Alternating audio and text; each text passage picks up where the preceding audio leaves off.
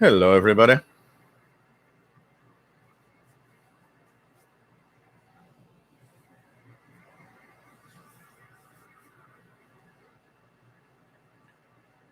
We just have a severe thunderstorm watch issued for the city of Montreal just a couple of minutes ago. Although nothing is showing up on Shortwave, there's no static crashes or anything right now. But that means thunderstorms could be here this evening.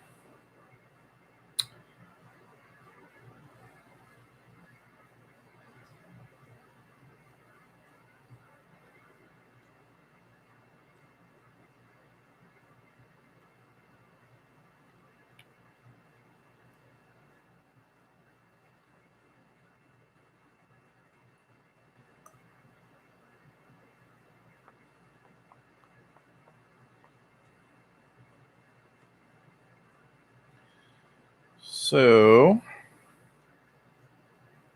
here we are.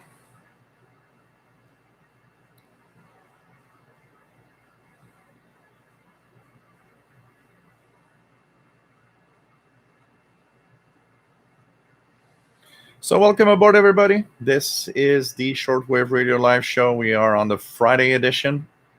We are live from Montreal, Quebec, Canada, northeast part of North America. And we are live twice a week on Wednesday at 8 p.m. Eastern, 5 p.m. Pacific. That's 00 hours UTC. On Friday at 4 p.m. Eastern, 1 p.m. Pacific. That's 20 hours UTC. We talk about radio, shortwave radio mostly, AM radio, long wave. Sometimes we go into the VHF, UHF stuff, but overall we try to stay below 30 megahertz. Nice to have everybody on board, and it's been a pretty busy day. Just finished editing the International Radio Report show for your guys' enjoyment on Sunday. So we're going to talk about that. We're going to talk a little bit about CIDX Club, a great place where you can get a nice monthly bulletin. So all of that is coming up. A little self-promotion and promotion of different things around us. I think it's cool. We, of course, have a beautiful chat room with wonderful people, a great gang of people that are fans of radio and just love sharing whatever information they have and help others. It's really cool.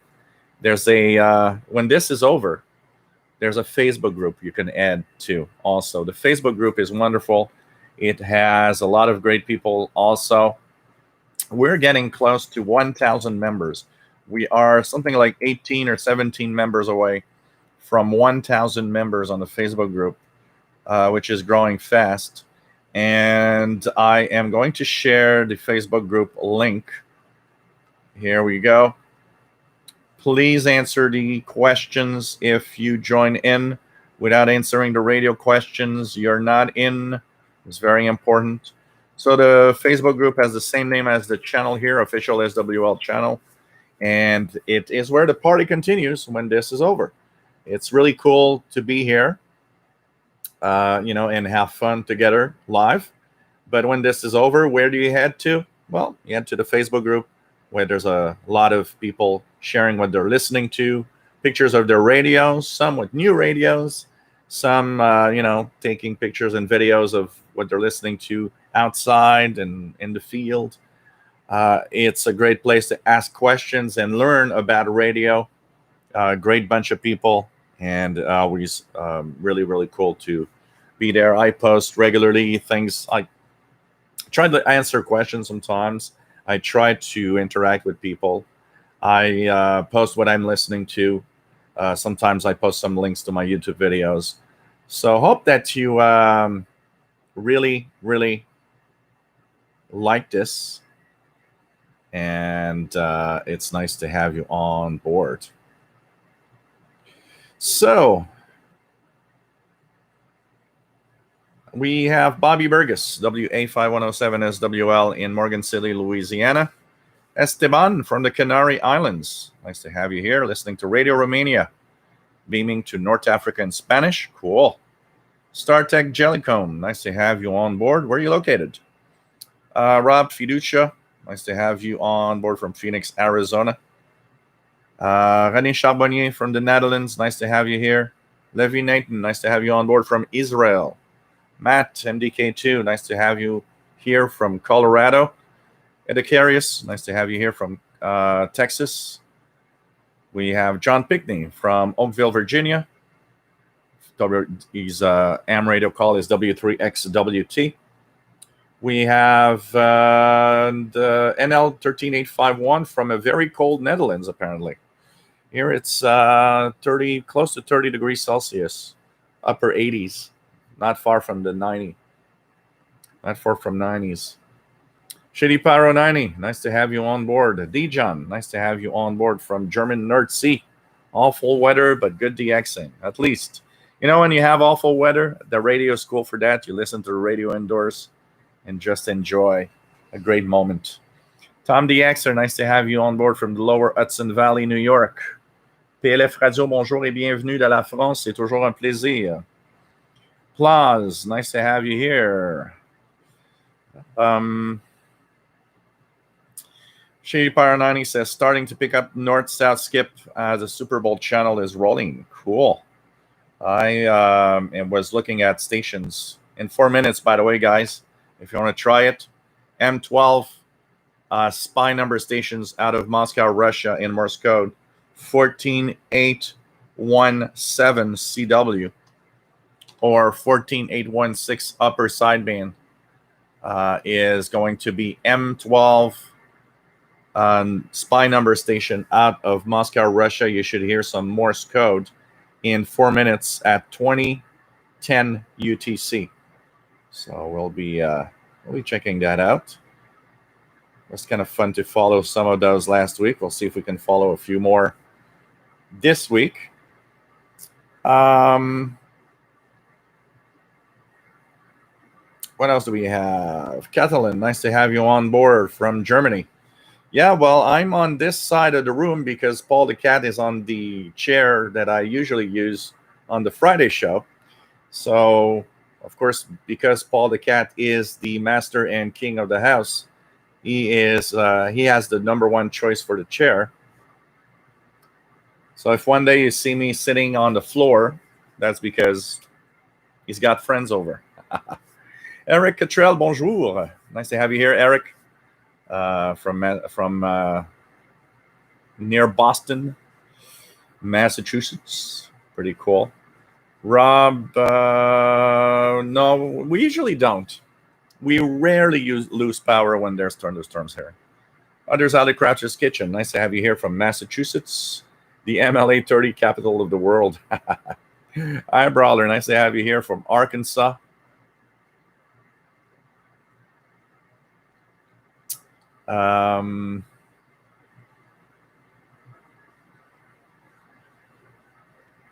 What else do we have?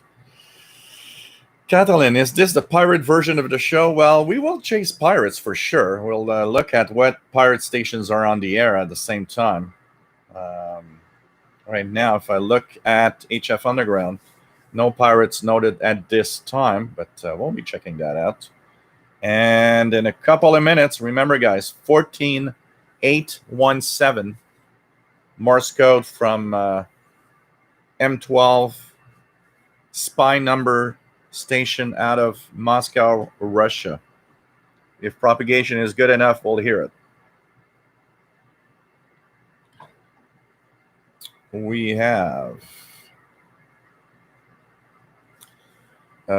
Keegan, XN80Xer. Nice to have you here from Northwest Arkansas, 94 Fahrenheit and sunny. Not far. We're a little cooler here, but we're close to 90 Fahrenheit. Jeff Williams, nice to have you here from Southwest Cornwall, UK. John Pickney says they had some wicked thunderstorms last night. Right now, sunny and 87, 31 Celsius. That's approximately what we have here right now.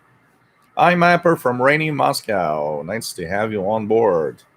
Caesar, nice to have you on board. Can you catch something on Longwave? Yeah, here what we have on Longwave is mostly non-directional beacons from airports. and we do have a couple of digital data things that I believe are maritime related. So we're a minute away, less than a minute away from hearing a possible. Yep, hearing it. It's not very strong though. Oh, it's here. There we go. Yeah, it's pretty good. So 14817 just started. Morse code station M12, which is a spy number station out of Moscow, Russia, 14817. Pretty good. Pretty good here. William Helms, nice to have you here from Florida. David, KJ4CMY, nice to have you on board. Keegan is listening with his Ethon Grenadier Edition Field BT radio. Calvin, nice to have you on board. So, yeah, better listening than watching when you're driving is better. Kevin Jane Apollo, nice to have you on board. Kevin from New Jersey, WS2H. I was thinking about you last night. I spent a part of the night playing around with the ICOM ICR30. Been really tweaking the settings to really get the strongest signals. And been using, kind of mastering the use of the attenuation and the RF gain in order to have and achieve the maximum signal in a very in an environment where the ICOM ICR30 is going crazy. George Grigoriou, nice to have you on board from New York.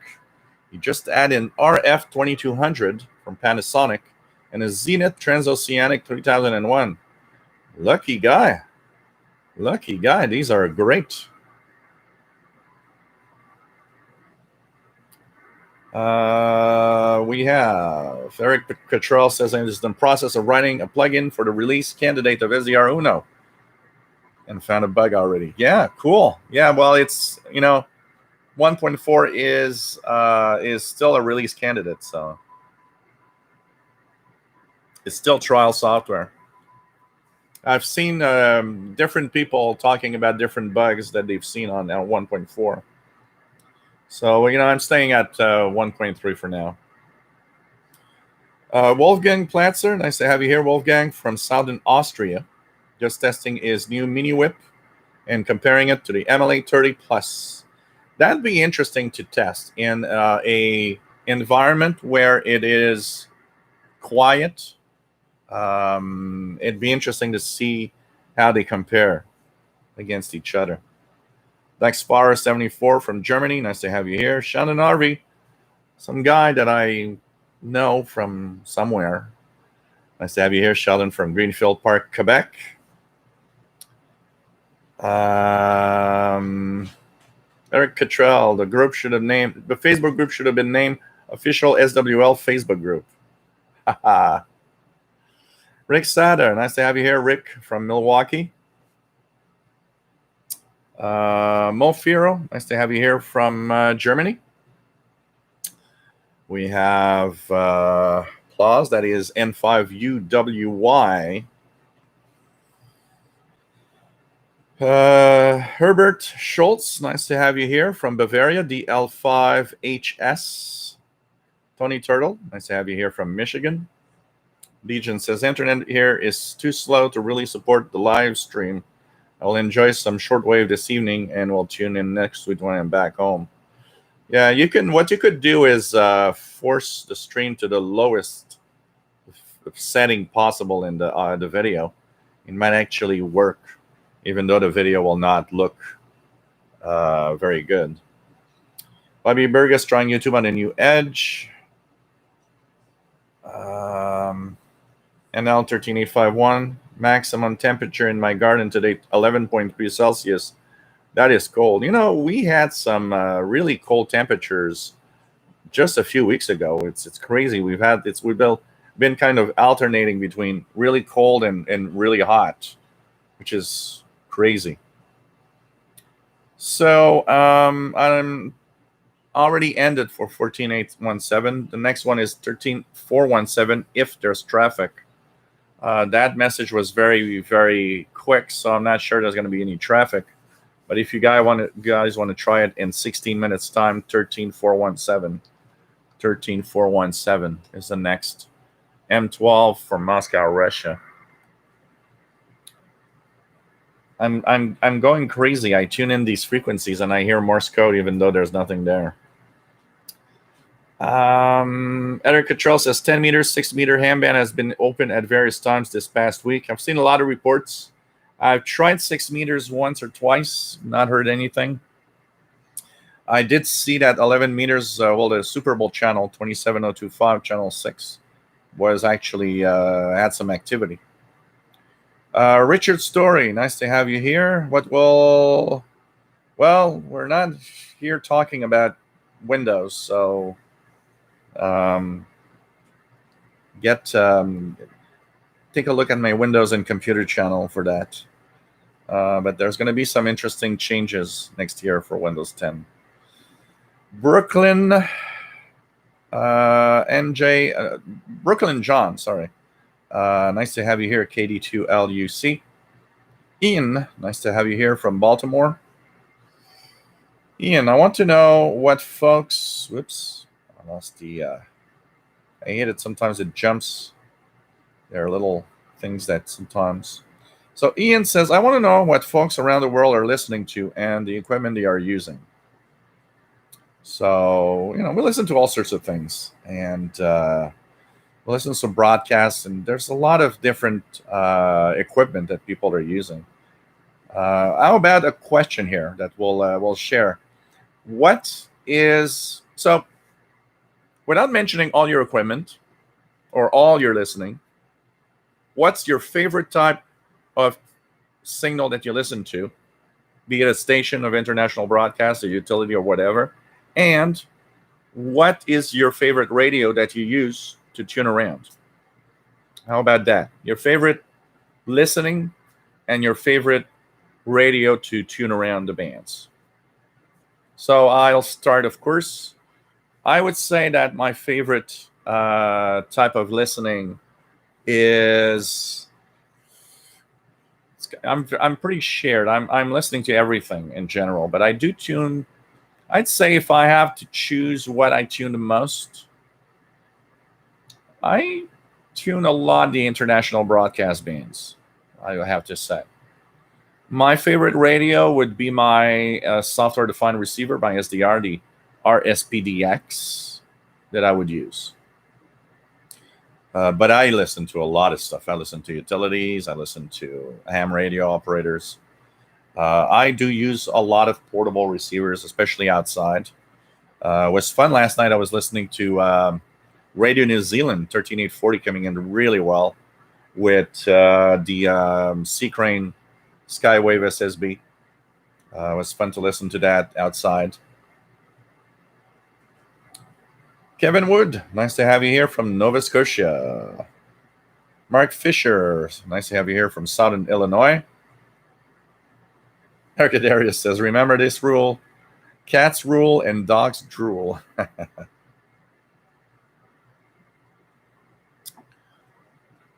Nick Amendot from Romania, nice to have you here. Sheldon says, the June 2020 CIDX Messenger, 78 pages this month, will be emailed to our members tomorrow. So that means that if you want to take a peek at what it's all about, you can ask Sheldon for a sample copy. But there's a trick here. You can ask only one time. So if you already asked for a sample copy, you can't do it again. If you've never asked for a sample copy, the messenger is a general bulletin, and it has information about everything from the beginners column to utility to international broadcast to amateur news, equipment, electronics, what's happening in the Arctic. There's tons of things in there.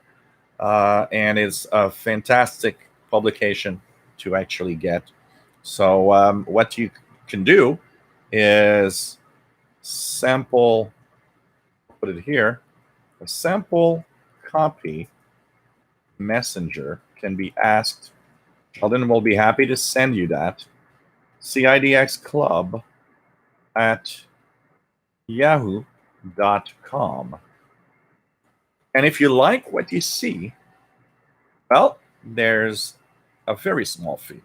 It's $10 for a year, $25 for 3 years, and you'll be enjoying every month a nice bulletin of information about radio. That's very well done. It's an electronic publication, a PDF that is mailed out. So why not take a peek? I am the guy behind the utility column, and there are different people around that show up here in the chat room often that have different columns in there, and it's very, very nice. I mean, you know what? I've been. It's not because I'm a member of CIDX. I will. So disclaimer: I write a column, and I'm a member of CIDX and all, but my people that know me will tell you one thing: I rather not talk about something than talk about something that I don't like. And what I can tell you is I love CIDX Messenger. It's a great bulletin. And it's not just that. For a club bulletin, I think it's one of the most professional bulletins out there. I've seen and been members of different other clubs. I've seen bulletins from a lot of different clubs. And I mean, they all have their uniqueness and their way of being, a bulletin, and each club has a different way of using, or I would say, of content, and having you get to the information about radio. But the Messenger, I have to say, is probably one of the most professionally done bulletin of all, and it's thanks to, of course, the editors, and it's really, really, really cool. And it's not because CIDX is the Canadian International DX Club that it's only for Canada. It's for everybody around the world. It's not just for Canadians, or it doesn't have information in it that is only Canada only. Everybody anywhere around the world will have information that they can use to listen to signals and try stuff and learn about radio. So check it out. It's very, very nice. I will give a plug to a magazine that I like also, because I got one question through email from a guy named Michael in the United States. I don't know where, because he didn't state much, but he did ask one question very quickly. So he said he loved the show, but he asked me, is there any magazines that I would recommend? Or, because he was saying that he enjoyed Monitoring Times, and it's gone. So, of course, the Messenger is a nice bulletin and a nice magazine that you can get every month. But if you are looking in the Monitoring Time-ish type magazine, Spectrum Monitor is a nice publication. The Spectrum Monitor is the Spectrum Monitor. I'll put the link here. A lot of the editors of Monitoring Times magazine have moved on to the Spectrum Monitor, and it is a very nice publication that is every month. It's also electronic only. Most of them and most of the clubs and most of the publications today move on to electronic publications because it costs a lot less money to produce, but also with all the electronic ways of the day, it's much more interesting and more accurate, and very the information in there isn't like old magazines. You would have old info and old schedules of 3 months back, which was sometimes useless. Well, now you've got something that's very, very nice. And if you don't want to subscribe to the full year, you can buy just one magazine. I think they're $3 each US. So you can just purchase one, look at it, and if you like it, you can subscribe. One negative, and it is a negative thing, I think. I know it's probably because it's easier for them to manage. But I do find that, you know, if you subscribe to the Spectrum Monitor today, you're getting all the magazines of 2020. That means you're getting from January until December. You're not subscribed for 1 year until June of next year. And I wish they would do something like that because, you know, I understand that probably the way that they manage it is easier like that. But so just know that.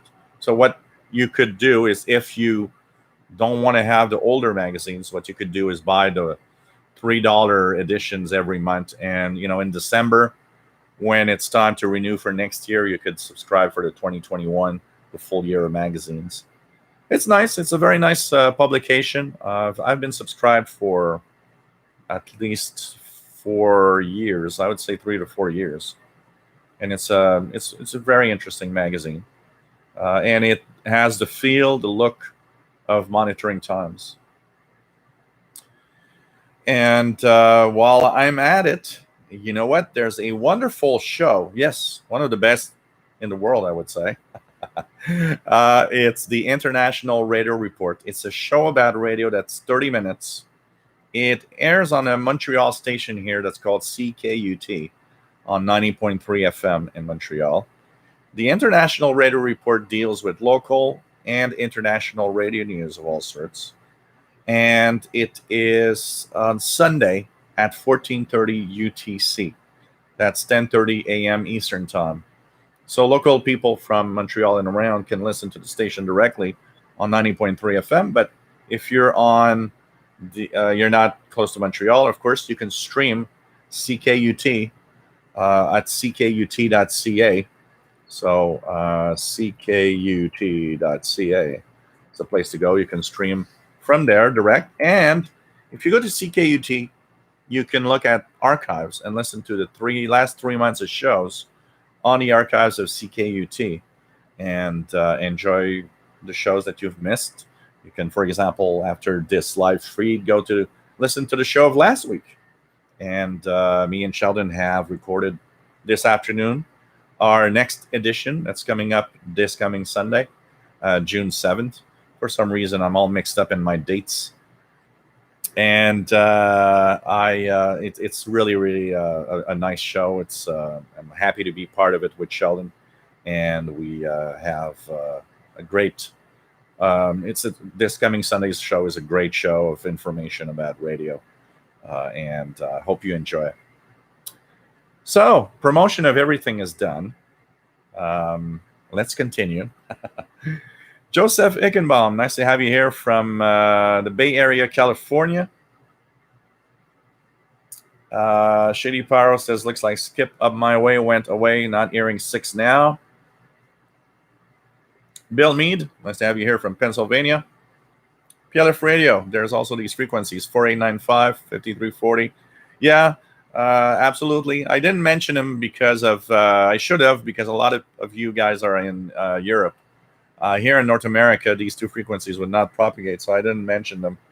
But yeah, there are low frequencies used for the different stations. Luigi Rofart, nice to have you here, Luigi from France. J'espère que tu vas bien toi aussi et que tout va bien en France. Nice to have you here, Luigi. Jay Lee, nice to have you here. Arjun, nice to have you on board. 14817 coming in loud and clear. PLF Radio, I hear 14817 what else do we have? MedPro, 76HS 3275. David, KJ4CMY, has anyone copied the code from the Russian spy station and tried to figure it out? Well, they are kind of groups of letters and numbers, so I don't know. Jellycomb coming from Shannon Aerodrome. Wow, cool. Wolfgang, 140817 coming in strong with the Bella DSP and Mini Whip. You like the Bella DSP? What do you think about it? Give us your opinion. Kevin, that's great. So if you're finding some parameters to work at your QTH, you got to, because I mean, if you don't set it up with the attenuators and stuff, it becomes almost a useless radio. And by the way, I found something interesting about the Seagrain Skywave SSB. I plugged it on my sloper yesterday and noticed how easily it overloads. I had Morse code and spurious signals everywhere on it. I actually had to use the trick to just couple the telescopic with the sloper to improve, but not plug it directly on the sloper. It was getting spurious signals everywhere. So be aware that the Seagrain Skywave SSB cannot cope with a long wire antenna very well when there's a lot of strong signals. Kevin Wood, M12 good into Nova Scotia 14817. Cool. Tony Turtle, 14817 is 599. Mike Hill, nice to have you on board from sunny, humid Northwest Arkansas. Just now set up the MLA 30 Plus. I can definitely see a lowering of noise and more readable signals. Cool. That is what I want to hear. You know, when it's noisy where we are, I think that antenna works miracles. But, you know, it's like we always say, it is dependent on your location. If it's noisy, you'll see an improvement. If it's quiet and you already have 100 feet wire, that wire will beat the MLA 30. That's for sure. But it's cool because it's a cheap alternative that helps people that might, you know, honestly, with the sloper, I was starting to think that DX and listening to radio here was becoming something impossible. And when the MLA 30 arrived and then I installed it and saw all the signals that I could get, W6LVP loop was the first that started all. I finally understood that, yeah, okay, it's giving me back some radio that I could not have received before. And it's really, really cool for that.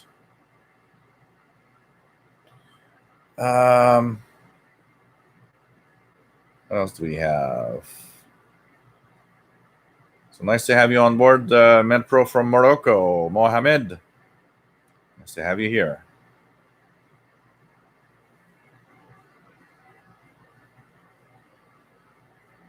What else do we have?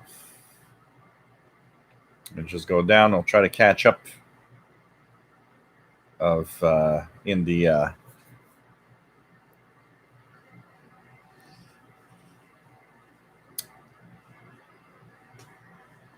Mike Hill says, oops, need to sign back in my WDX50 account.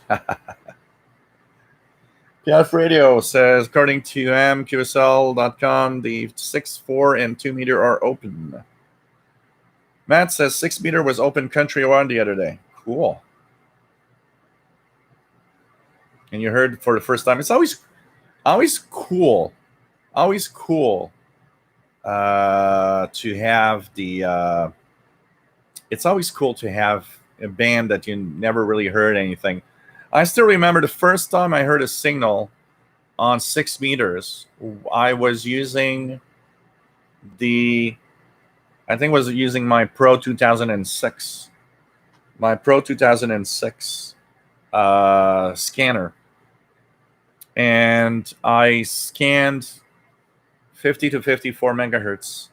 And there was an FM repeater from the United States where some hams are having contacts that was actually coming in, and I could hear it fade in and out.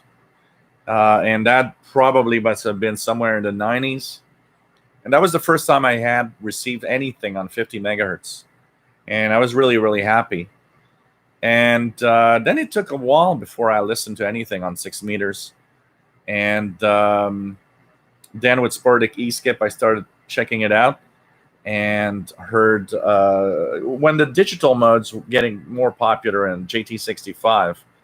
I remember JT65 was the mode that I heard Brazil, and that made me that surprised me a lot. I mean, hearing Brazil on 50 megahertz, that was so cool.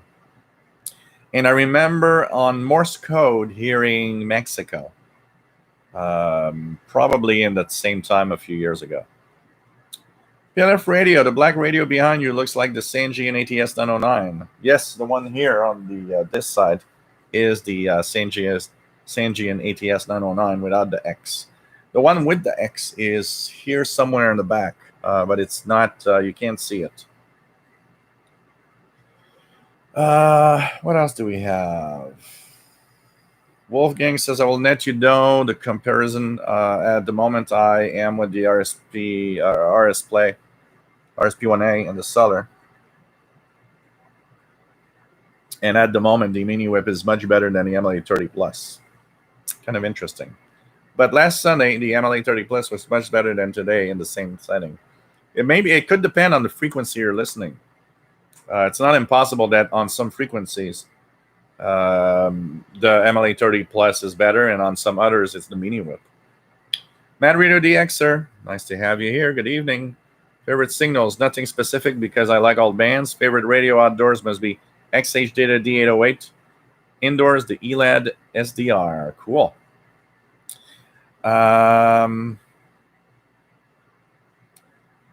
Dick Verkunteren, nice to have you here. Says Radio Vancouver on 6 megahertz on the FRG7. What else do we have? Brian Penny from Cape Cod, Massachusetts. Nice to have you here, Brian. Hope you are well, my friend. John Pickney says, a guy at church I used to worship was retired from Gibraltar steamship lines in Langley, Virginia. Huh. David KJ4CMY says, is ICOM IC7100 is my favorite radio, but cannot use now.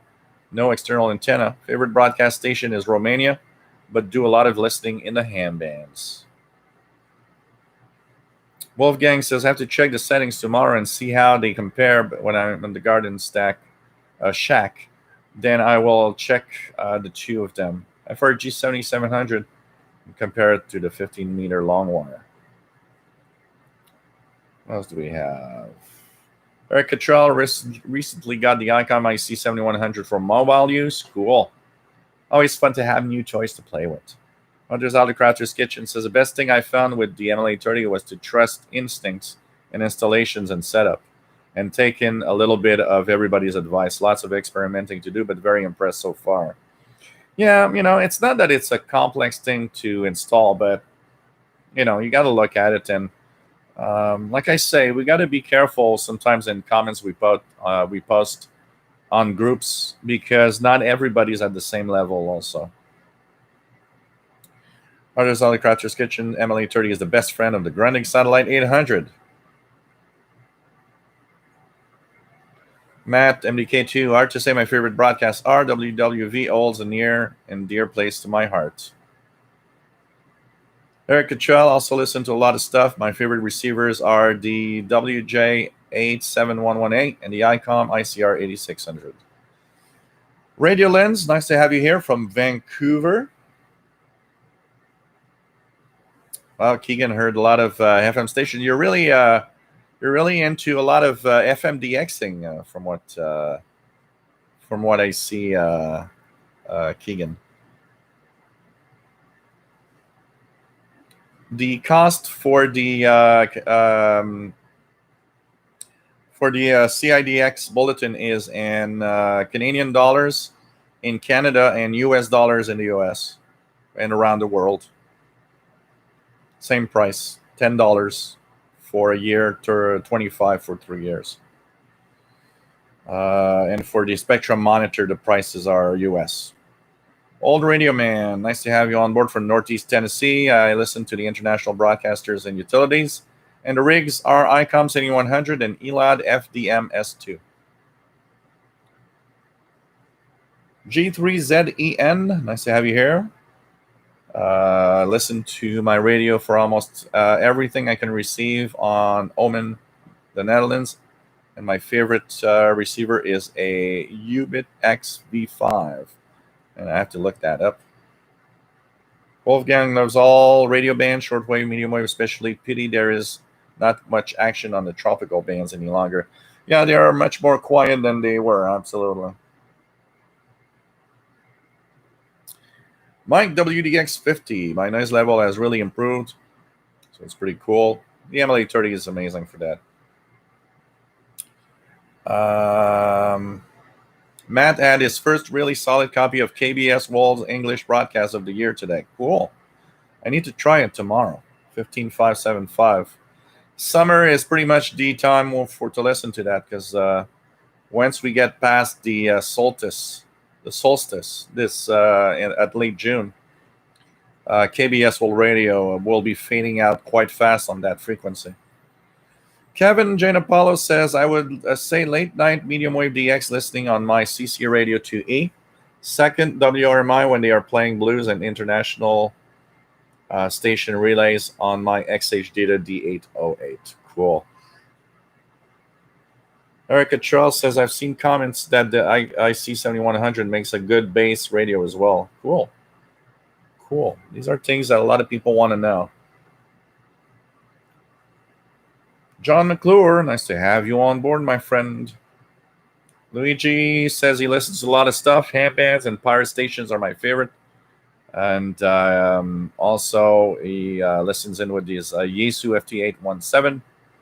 And when he actually goes outside, he is XH Data D808. Cool. Joe Sambranuas, nice to have you here from Brazil. Pretty cool.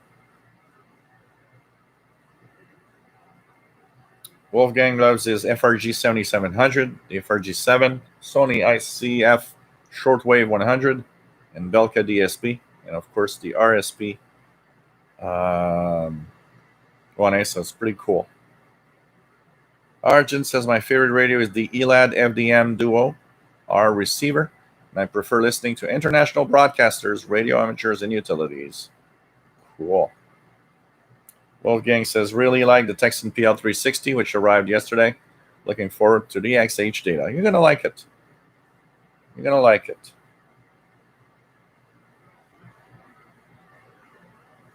Really cool.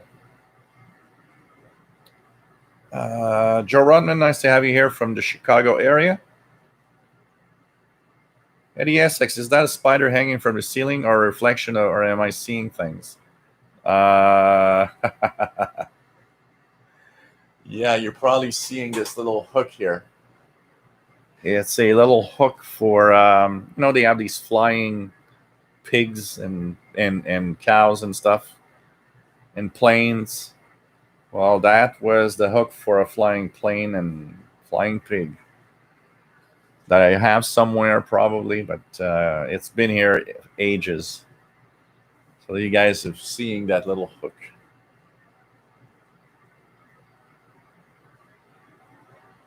What else do we want? Frank Ireland, nice to have you on board from Tampa, Florida. $3 a month for the magazine, the Spectrum Monitor. No, that's actually a pretty good price. Jellycomb, someone who's doing a spot of fishing.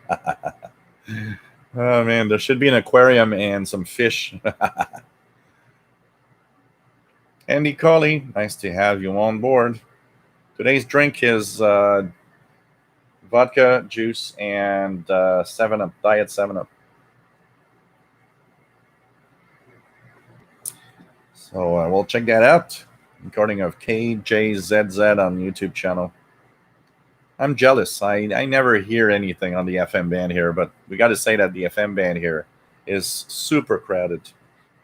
I had an idea the other day because I was looking at the Sea Crane CC radio, the big radio, and it says it has a twin coil ferrite for AM, and it gave me an idea of something that I should test.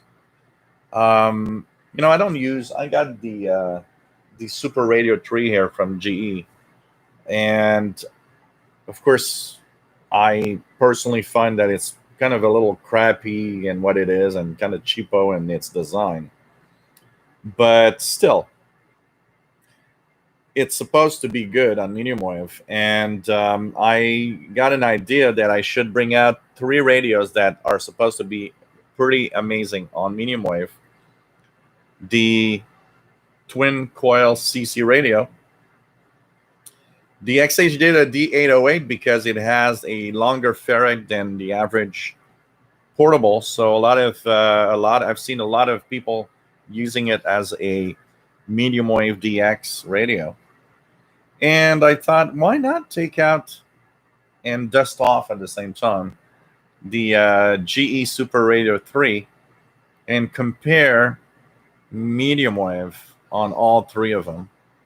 And at the same time, I'll know what frequency I'm tuned to on the Super Radio because of the other two radios.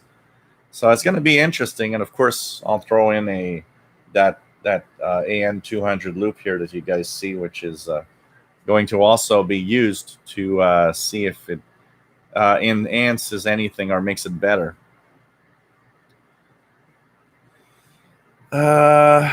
Brent, nice to have you on board from Brockville, Ontario, Canada.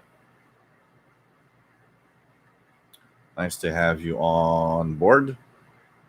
Max Headstrong, nice to have you here from Michigan.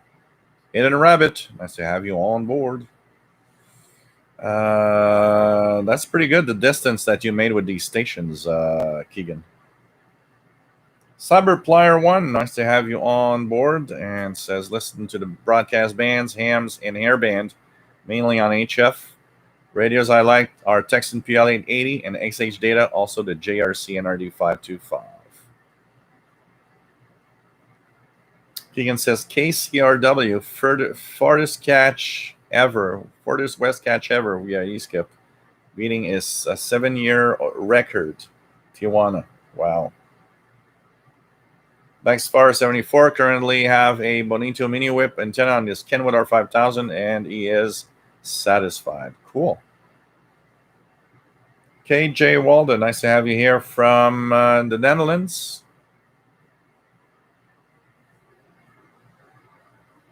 As we have Kevin, they say 6 meters is a magic band. I guess I'm not much of a magician because I rarely find anything. You have to, my trick for 6 meters, honestly, is simple. So one of the places that everybody should know for the openings of the so here is HF, VHF, eSkip open. So the website to go to is man, I haven't gone there in such a long time. I forgot. It's DX.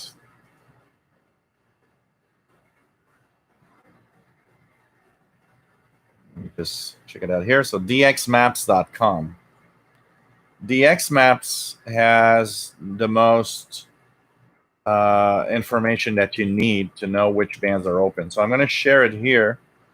So DXmaps will tell you in real time activity on all the amateur bands and where it's going. For example, if you go to the VHF and up on the left side, click 50 megahertz, it's going to tell you when it's open. For example, 6 meters is open in North America, well, in the US at least. And there are some activity in VA6 zone, so Alberta, Canada. So 6 meters might be open right now if you try it. And it is open in Europe, really intense, including even to South America, which is crazy. So here is the website. Check those maps. When you see activity there, try those frequencies. One frequency that I try very often is those frequencies for FT8 and JT65 because they are low. They're good with low signals. So this is where I go. This is where I get my information on that website. So when you look at the top, you can choose your continent. So there's the world map. For example, here I could choose North America, which will focus to North America, give me all the contacts. On the left side, you have LFHF, which is for the activity on different bands. So I just checked now 10 meters. There's some 10-meter activity right now. And there's VHF, UHF, and up. You can check out if there's activity on 50 megahertz, 6 meters on that frequency range, thanks to this. And some FM 28 megahertz stuff also. So lots of activity right now. And this is a great page to go to see when the 6-meter band and 10-meter band are open. So I think this is going to help you out, Kevin. But when you see there's activity, try it and scan the bands all the time. Your best chance will be Morse code and single sideband because they are easier for long distance. I'm going to just check it out here by curiosity. My VHF antenna is plugged in. So if I go to 6 meters,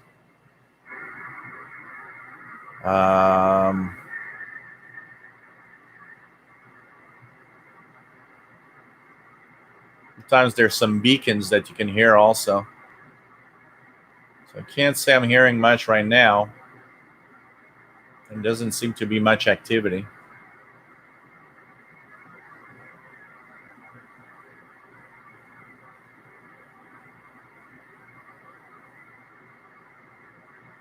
So here it seems pretty quiet. Let's try 27025, the Super Bowl channel. You're going to give me an idea if it's open or not.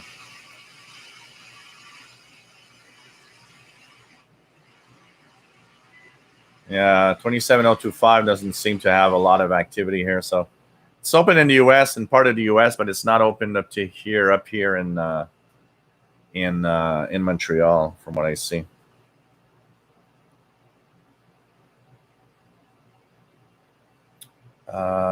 Mickey Delmage, nice to have you on board from Sherwood Park, Alberta, Canada. Sherwood Park. You should check 6 meters. Apparently, it's open to Alberta. David KJ4. David KJ4. David EA3IEK. Raptor 22 Stealth. Nice to have you here, David, in Barcelona, Spain. ¿Cómo está, mi amigo? This afternoon, been making SWR measurements on a rabbit ears telescopic dipole. Made an extension set for it to resonate on 6 meters. Jean-Marc Letz, nice to have you here. David Snyder, nice to have you here from Staten Island, New York.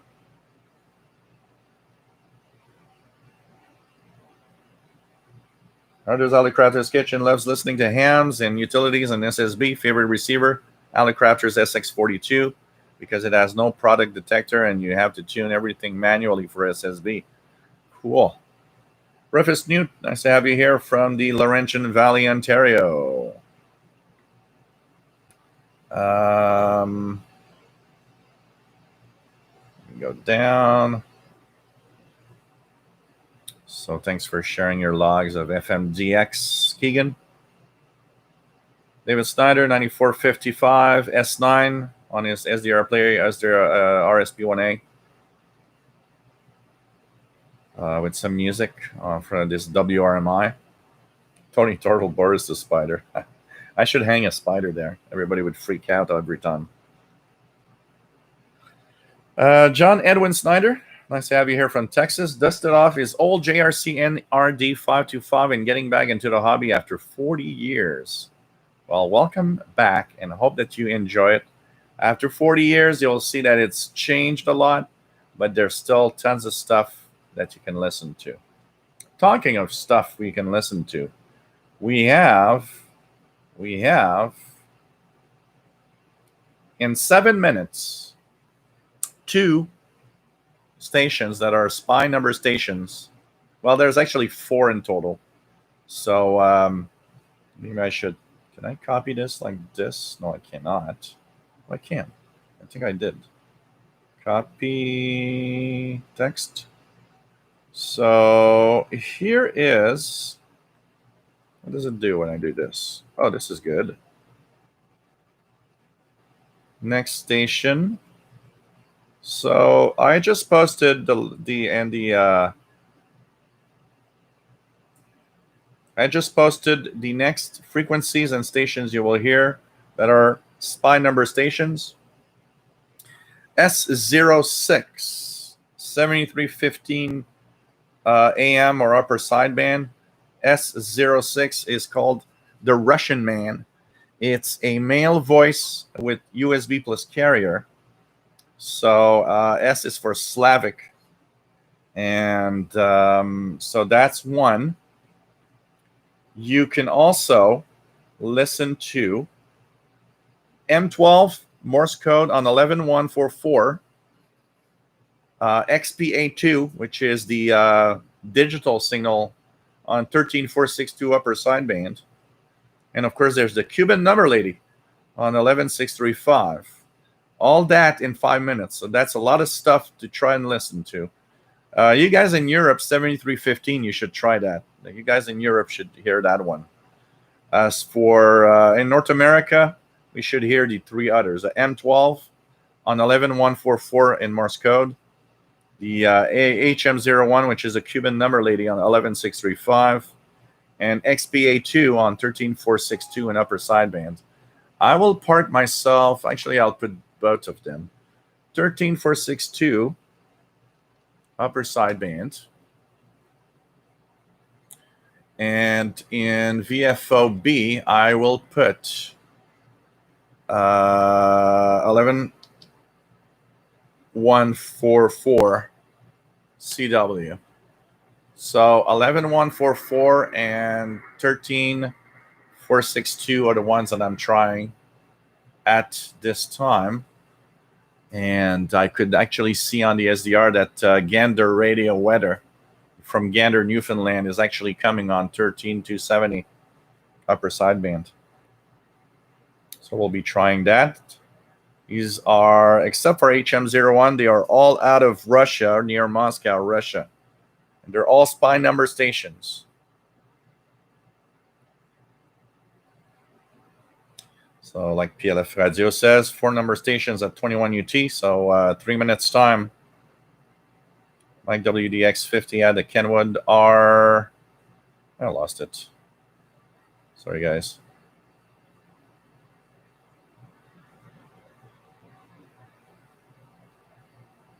Going down. So, Kenwood R1000 back in the day. Wow. Keegan says, Joe, if I received 90.3 CKUT, I'll let you know. Oh, you gotta. That'd be so cool. Max Headstrong says, darn, I want more radios. Is it a sickness? No, it's not. Do not believe that because you want more radios that it's a problem. Don't listen to other voices and other people saying it's a problem. Others Other Crafter's Kitchen says a Panasonic RF2200's matching antenna coupler used twin coil ferret. David Snyder as Spain, 9690 S7. Sarah Mason, nice to have you on board. Thank you for the nice comments. Absolutely. They are, when you're tired of what's happening on the news and tired of what's happening around the world, you watch this stream. It's so much different, and it brings you to another world of radio listening and of, friendship.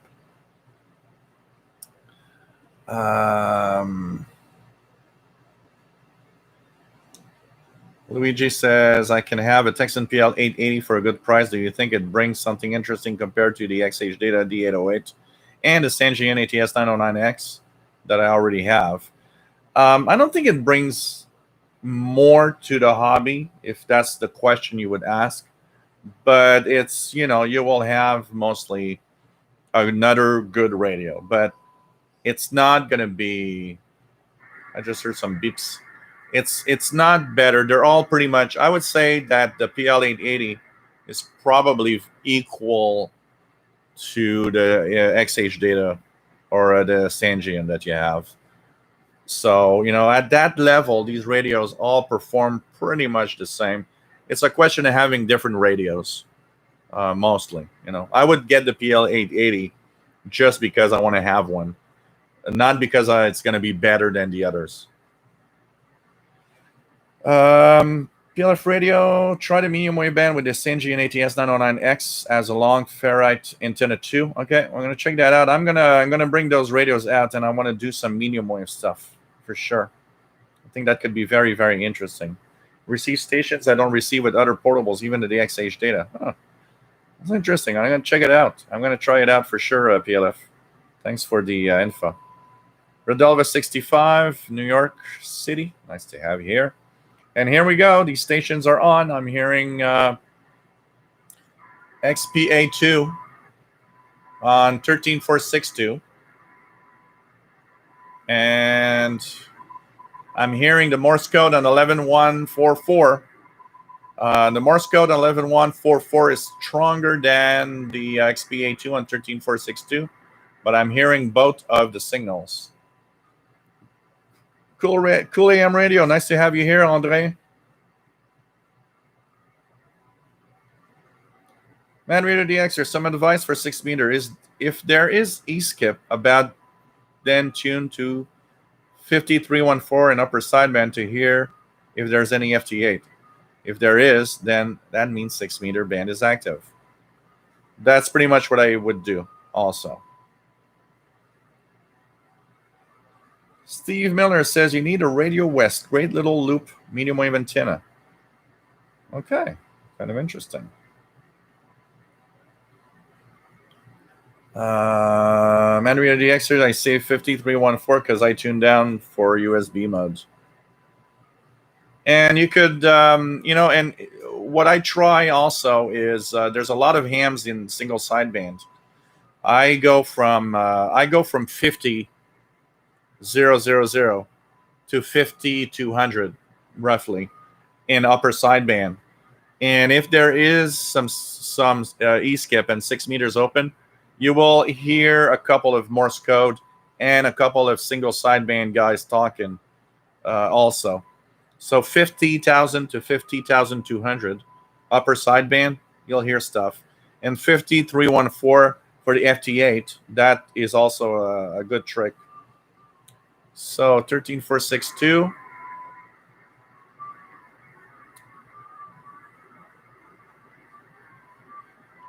Jellycomb, 160 meters here has quite a lot of activity. Since I have the loop antennas, I've been hearing a lot on 160 meters. There's here we have a couple of gangs hanging out, 1850 kilohertz, 1913, I think, and 1993 lower sideband talking.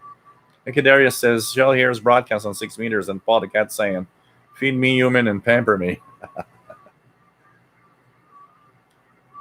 Paul has understood to use shortwave to talk to me now. Oh, man. Plaus says N5UWY calling CQ on 5313. Cool AM Radio, thanks for who sent reception reports for last Wednesday's relay by Seco Radio on 9630 USB. Eric Cottrell, yes, exactly. Vodka and juice today. It's not cranberry juice. It's this is grape juice.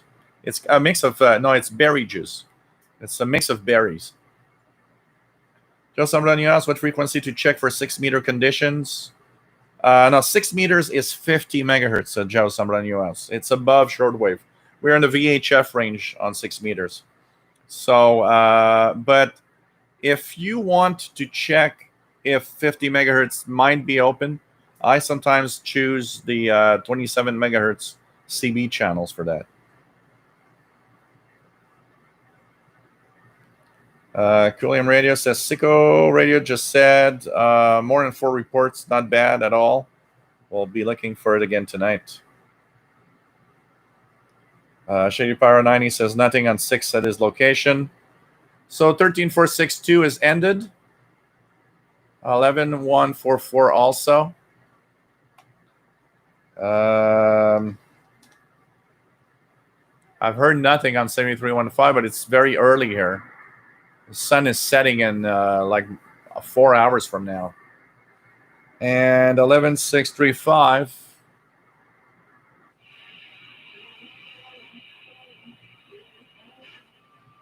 I am hearing the Spanish Cuban lady on 11635 giving out numbers in Spanish. And now some digital mode. So that's the Cuban number lady giving out numbers. They've stopped listening to Shortwave. What they do now is they watch this live show because it's easier for them to listen to the Spanish numbers.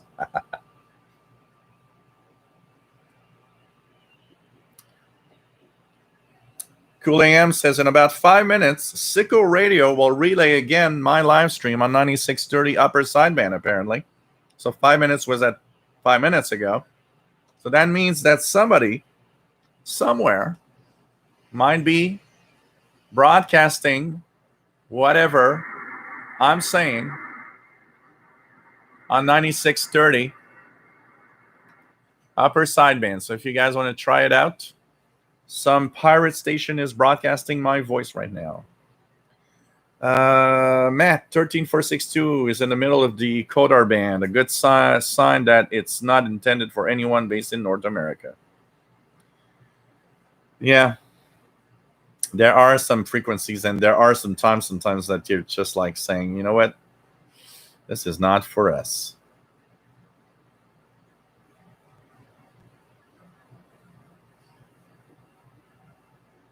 Frank Ireland, Keegan, XN80Xer has a Eton Elite Field BT radio. He seems to love it. Max Headstrong, the Shortwave and Cocktail Show. We will now show you how to make a Manhattan and listen to spy number stations at the same time. That would be kind of a cool show. You know, a little background with all the bottles of alcohol. No problem, Shitty Power 90. Jason Francis, nice to have you on board from Ottawa. Max Headstrong says, let's escape the world's madness and lose ourselves in the wonder of radio. That's perfect. Keegan, XBA2 week on 13462 in Colorado. Max says, I can't get the urge for cranberry juice and vodka cocktail out of my mind. Rufus Newt, 13462 strong. Graham Taplin, nice to have you here on the SDR RSPDX.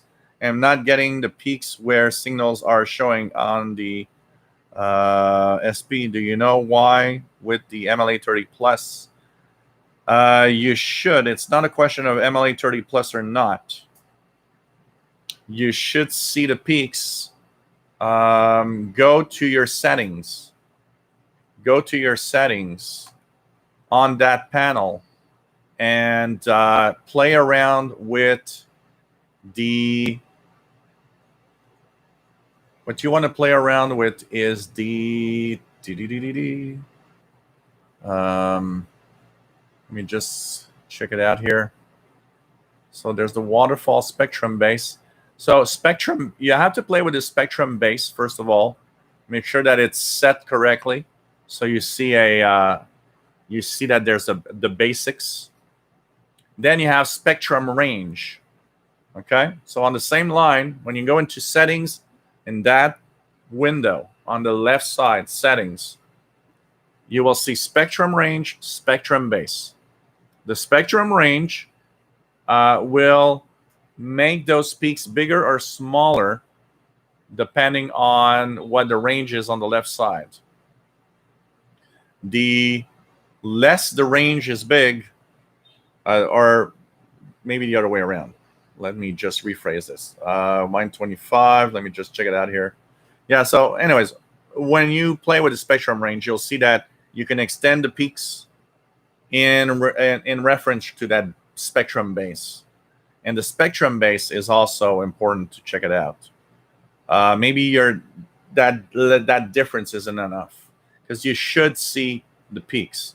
The only places where the peaks are not easy to see is when you have very weak signals.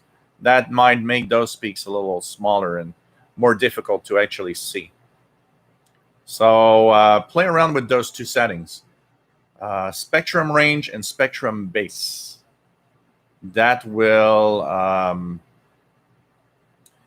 that will give you maybe the peaks that you're searching for. Arjun says he's hearing 7315, but difficult because in the middle of 41 meters broadcast band.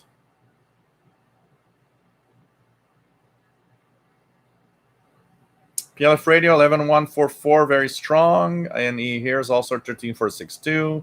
iMapper is hearing 7315 in Russian. Cool. Arjun says 11144 and 13462, both strong in Cyprus. Luigi 7315, 11144 and 13462, very strong. So pretty cool. What's the top channel on HF? What do you mean by top channel? So shortwave is 3 to 30 megahertz. The highest frequency is 10 meters at 28 megahertz for the ham bands. The lowest at 1.8 is 160 meters. That's in the medium. That's technically medium wave, not shortwave, but it's just above the AM broadcast band. Luigi 7315 still active. PLF radio can't hear 7315. Interesting. This is interesting. So thanks everyone for letting my spies know that the signals are getting everywhere. Imagine this. Imagine that. Keegan says distant from my QTH in Northwest Arkansas to signal of CKUT would be 1,256 miles. Well, that's a decent range. That could be possible. So yeah, you could get it. Lee Burkett, nice to have you on board. Yes, pretty good here. Receiving strange signals on 3855, very weak signal, possibly pirate. I know that 38. What does it sound like? Does it sound like voice or music? Because 3850 something. Let's check it out here. 3855. Oh, that's what you might be hearing. Right now, it is operating. 3855 is the Pinneberg WeatherFax station in Germany, sending out weather broadcasts, pictures. So that's what you might be hearing. Pinneberg WeatherFax out of Germany. It is a broadcast to Europe. So that is, I would say that's what you're hearing on 3855, what you're wondering it is. Lee Burkett. Luigi says, by the way, thank you very much for your advice on the PL 880.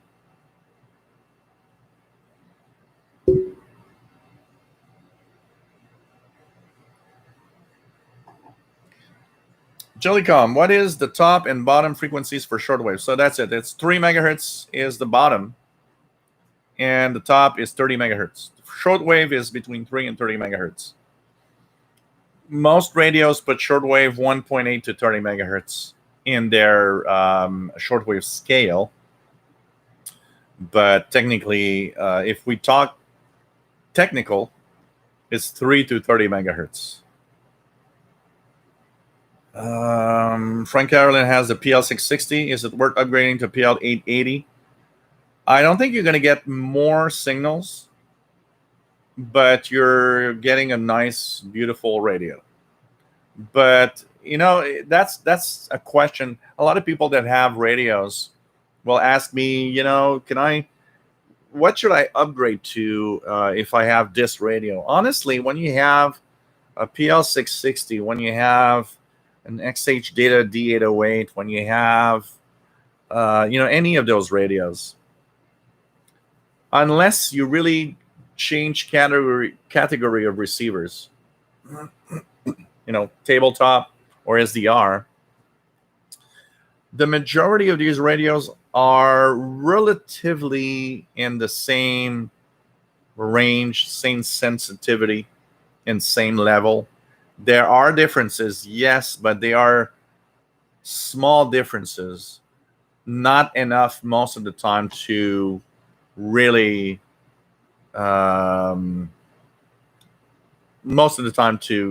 really see that much of a difference. So I would say that in that range of radio, it's mostly because you want to have another radio more than you want to have a radio that's better, because you already have an PL 660, a pretty good radio. Max S. Strong says Grundig has way too many radios with satellite in the name. Yeah, well, that goes far back. It's their brand. I mean, the 1969 satellite here. This is the Grundig satellite transistor 6001, aka the Grundig satellite 210. They've been using that since 1969 as a brand name. But it does confuse a lot of people. And actually, I've come across people thinking, because of the satellite name, it's actually Satellit because it's German. I've had a lot of people over time saying, oh, you're listening to those signals from satellites. And no, this is shortwave. Shortwave doesn't come from satellites. Shortwave it's signals bouncing off the ionosphere. And it does create some confusion, that's for sure. But they are great radios. When they were really branded Grundig. Today, the Grundig and brand isn't made by Grundig. There's still some good ones in there, but they're not made by Grundig. So James Farley from New Jersey, nice to have you on board. What else do we have? Levy Nathan, why you don't organize a Zoom reunion every 2 or 3 months with all of us may be interesting. Yeah, that's an idea. But, we're all reunited here, but we could see about that. Jason Francis, what am I hearing on 13.558.5? It is like a time station, but occasionally there seems to be a irregular beep. So what you're listening to is actually 13.560. 13.560, Jason, is the International Scientific Instrumentation frequency. So 13.560 is for all sorts of instruments that send out telemetry of all sorts and what you want. So what you're hearing over there is a weird stuff. Most of it is local. If I tune here, I hear kind of a bunch of signals, including pips that look like time stations and all sorts. These are measurement instruments. These are telemetry instruments. All sorts of science stuff, basically. G3ZEN says, where can he get the MLA30 Plus in the Netherlands? Well, I think your best bet is probably eBay, which is pretty much where every one of us is getting it. Frank Ireland, I bought the PL660 because it was supposed to have better synchronous detection, but never had much luck with it. Used to have a Grundig G3 and sync was great on it. It works pretty well on the 660 usually. But there are some top sync machines that are really, really amazing. Some are better than others at it, that's for sure. And it's possible the Grundig G3 was better at it.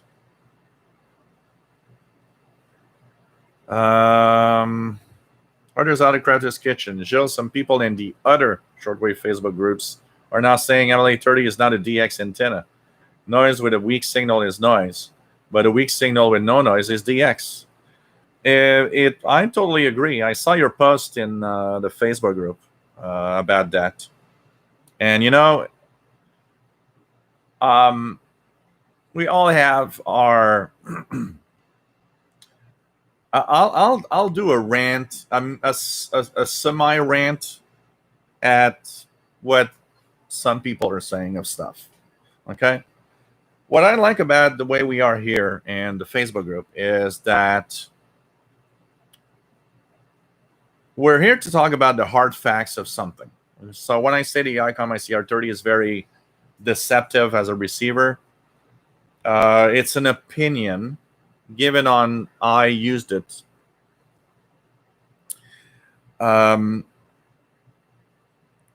So one of the things I've seen, there's a group, and I won't name it, but there's a group of ham radio operators that look at antennas.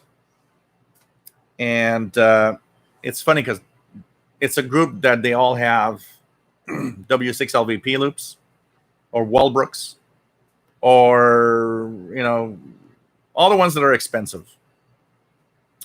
Post after post is always, oh, the MLA30, that Chinese crap. And, I never posted there. I did see, and I went the rundown. And, after you see 30 posts, you're like, what a bunch of old grumpy people that you paid $500 for your antenna. So you're frustrated that a $50 antenna actually beats the hell out of that one, or is at least equal to it, which is not what I am. I did purchase a W6LVP loop. I will never purchase one ever again because it ain't better in my own tests at all than the MLA30. Okay? It doesn't have enough difference to be worth $300, $400. Get an MLA30. You already got a good one. If that doesn't work, if the MLA30 isn't good, a W6LVP is not going to be better. Neither a Walbrook. It means the loop is not working well in your area. That's it. And I like that phrase that you're using, because when you start talking DX, there's these hardcore guys that think that they are the best, they are the winners of the world in DXing, and I know what I'm doing. And I caught that 3-watt station out of Timbuktu, and it, you know what? I know what DX is all about, and blah, blah, blah. Yes, there are different setups and different ways of doing things. But you know what? The first thing you got to say is that if you're in a low noise environment, of course your beverage is better than an MLA30. I ain't got no problem with that. It's actually obvious. But if you are in a noisy environment, I'm sorry, but the MLA30 can actually have you get DX that never was possible at your location, ever. And it's DX, and that's it. But, I'm a little tired of one thing very, very specific. These old geezers that, have these antenna farms and that start bashing at everybody because, well, I know what I'm doing and I know what's DX, and, that's how you do it. And don't get those Chinese crap. Yeah, you got $20,000 of antennas and radios. Come on, go back to your shack and stop ranting at everybody else. I'm sorry, but that's the kind of thing I can't. I'm tired of. It's those people that annoy a lot of other people, and might even, those are the people that actually will get some newcomer to the hobby that will say, oh, so I got an MLA30 Chinese crap and a crap Chinese radio. Okay, well, I'm going to do something else. I just spent $300. I just spent $150, $200 on radios, and so you tell me it's crap now. So I need to spend $20,000 on a radio. Okay, no, you don't. For $100, $150, you can have an almost DX station. Okay, and that's it. But man, your phrase is exactly right. Getting stations you can't get before and in noisy environments, that MLA30 is great. And yes, it will bring in DX, and it's all in the opinion of what DX is. For some people, DX is not Radio New Zealand or radio, that 1 kilowatt station. For some people, DX is that 1 watt Morse code from Antarctica. And yeah, unless you have really quiet conditions and all, you might need a better setup. But you know what? I don't know. Cool AM Radio, 9630 upper sideband, best received on the web, RX, Northeast USA. Of the Dawn, nice to have you here. Nice to have you here. What else do we have? What else do we have? Jerry DX, nice to have you here, my friend. Anybody hearing 9630 upper sideband, which is apparently my voice? Eric Cottrell says, maybe Sunday afternoon I can host a official SWL channel Zoom meeting. I can host up to 50 people for 24 hours. Why not? That could be cool, Eric. Absolutely. We'll try to arrange something. Jason Francis says, I knew that this was the place to ask questions. It is great to have access to this wealth of info and friendly voices. Cool. PLF Radio has posted some more at 2120. We're past that, but maybe some of you heard some of them. Icadarius, one thing I know about cats is that they make keen alarm clocks, and at 5 a.m., they wake you up and say, feed me. Oh, man. My cat wakes me up around 5:30 a.m. to get some food, and then he wants to go outside. The other moments, there are nights when, I don't know, like us, I guess, you can't sleep or something and wakes you up a million times. Alan W., nice to have you here. Last week, IRR International Radio Report podcast on CQT seems to broken, like it's just looping over and back to music. That's you got to download the file, Alan. If you are streaming it from the web browser, it often breaks and doesn't work well and loops. What you need to do is when you get there, don't listen to it through your browser. Click the file and download the MP3 to your device. Then listen to it. And then it's going to work well. I have the same problem here. Especially on my phone, if I go on my phone and I click on the International Radio Report link, say I use the 128 kilobits per second feed, and listen to it there, because it's going to start playing in the browser. What I get is I started the show, and at some point it stops or restarts or starts back at the beginning, or it's all broken up. It's weird. So you click the link and you download the MP3 file. Then you'll have the whole show and everything's going to be fine. PLF Radio is very strong on 10544. PLF Radio gets signal on 12162.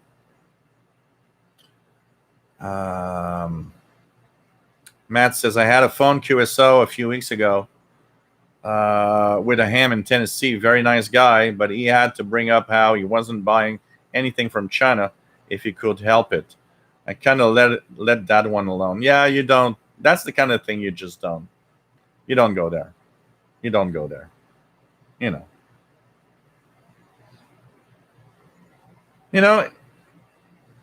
What I will always say is, I understand.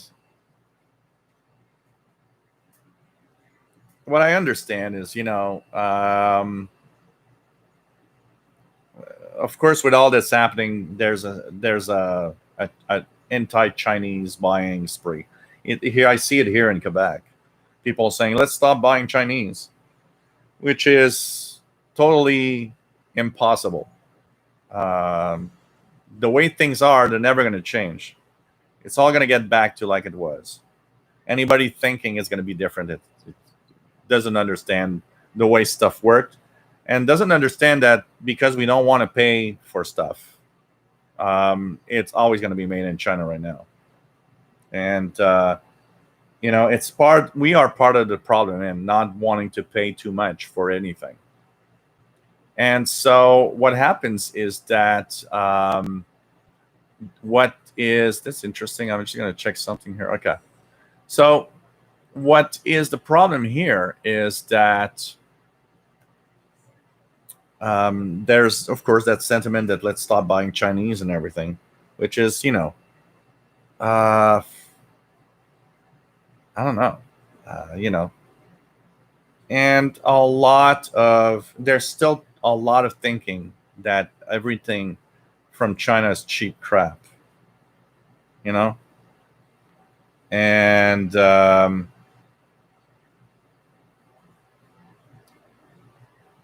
there's a lot of crap from China, of course, but there's a lot of good stuff coming out of China also. So it all depends, and they are getting better all the time because they do understand that if you sell only crap that breaks down all the time, nobody will ever buy your stuff. Look at Japan.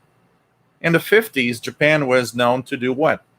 Crappy electronics. It was doing crappy stuff. What did Japan become? It became known as the best place to buy electronics and technology after a while. Well, China is going to do the same pattern. Canada and the US, when they started producing in the 40s and 50s American 5 AM radios, what was that? That was the crappiest crap you could buy. Where was it made? It was made in the US and it was made in Canada. We made crap. Every country goes to the same pattern. Every country. And China is actually learning a lot, and it's learning fast. And although there's still some crap, some Chinese crap, there's more and more amazing stuff coming out of China at prices that nobody will ever be able to beat anywhere else. That's the way it is. Matt says, I wonder what those big HF Yagis are like with noise. I'm surprised that I prefer my G5RV for receive, but I guess I'd rather have the noise if it comes with the signal. But it's all a question of, signal and over noise ratio. As long as the signal to noise ratio is decent, that's why you use an antenna.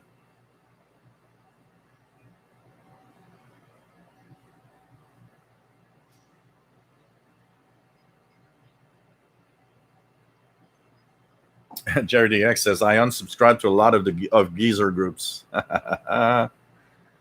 Anis Fatima, nice to have you here. Where are you located?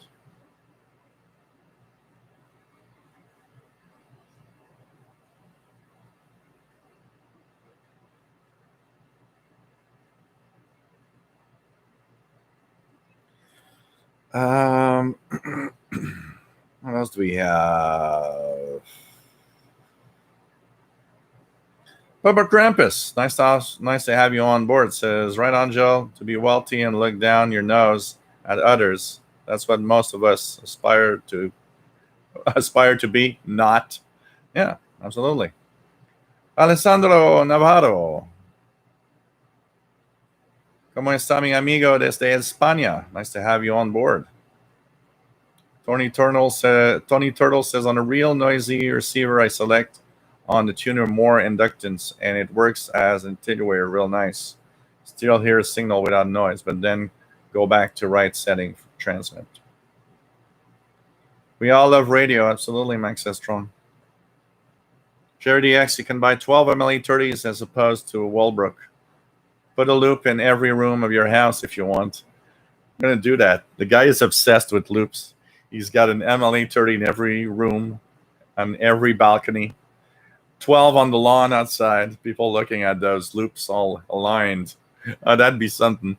All aligning the loops.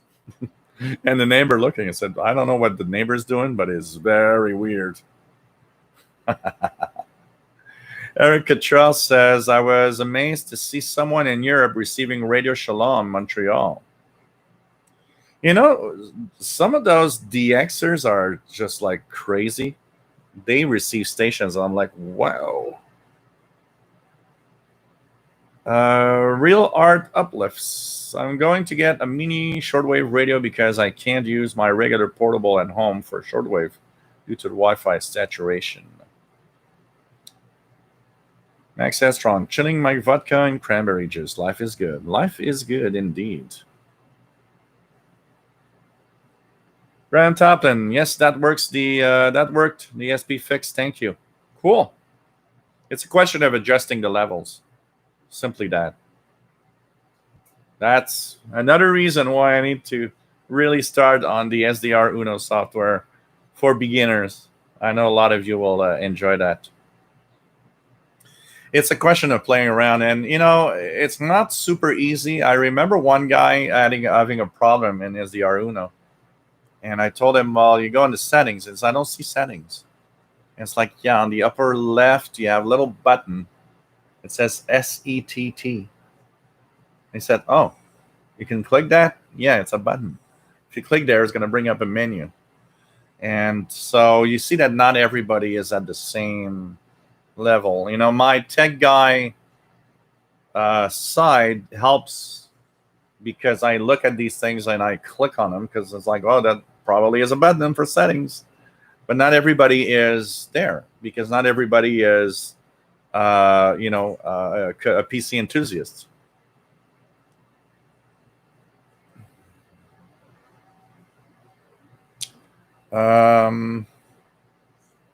Max Estrong only buys Hungarian radios. I'm still waiting for my radio made in Canada. I want to have my portable shortwave made in Canada. The Canada One radio. The only shortwave radio that gets Radio Canada still today. Okay.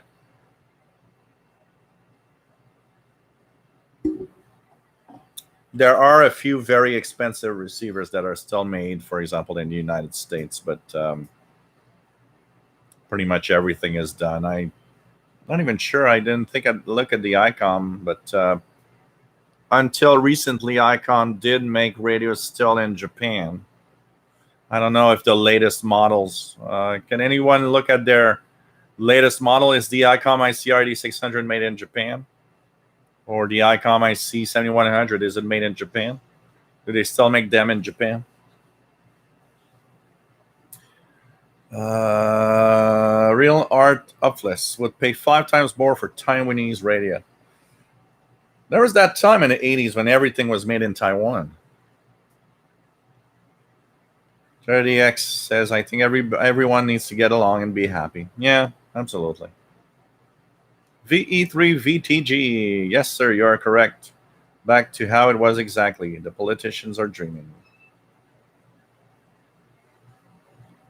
Wolfgang, there's a good music program on shortwave radio. You can listen to it in Europe on 3975, 6150, and 6160.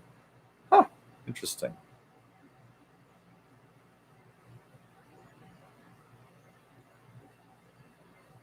I don't care. Max Radio, Mad Radio DXer.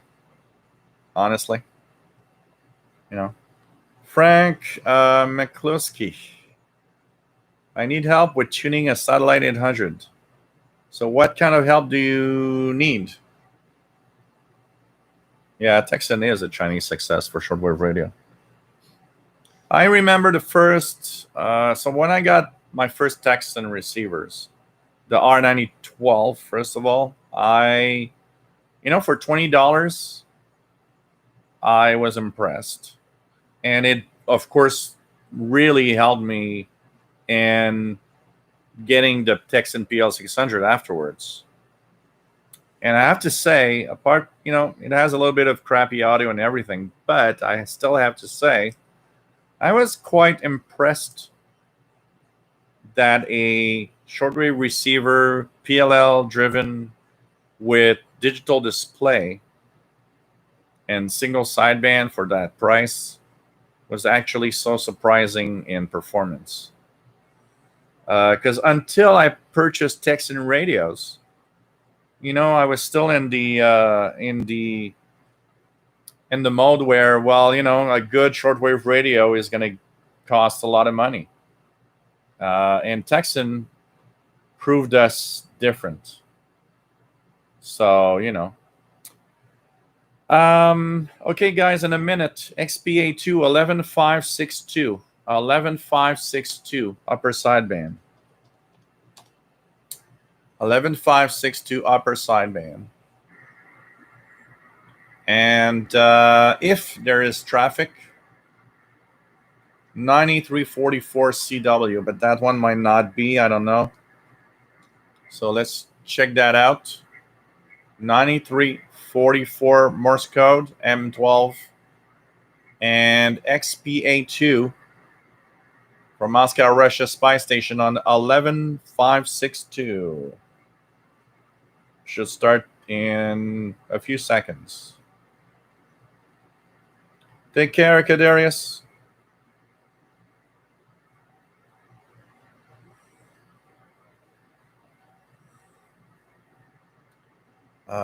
What else do we have? Brent, no, I've not received the K180 yet. It's supposed to be shipped.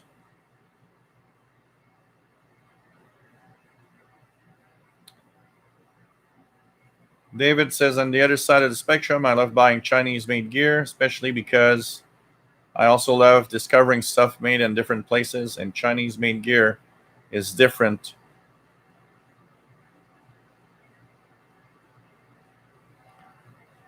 Understand the times. Nice to have you here, KC8, KSK.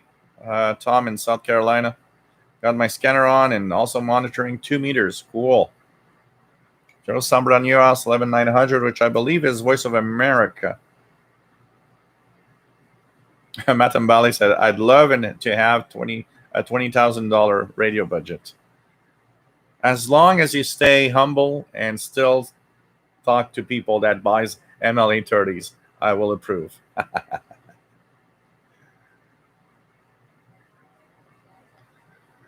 Coolium Radio, when you have bad luck, you could have a Monday morning item. Yeah.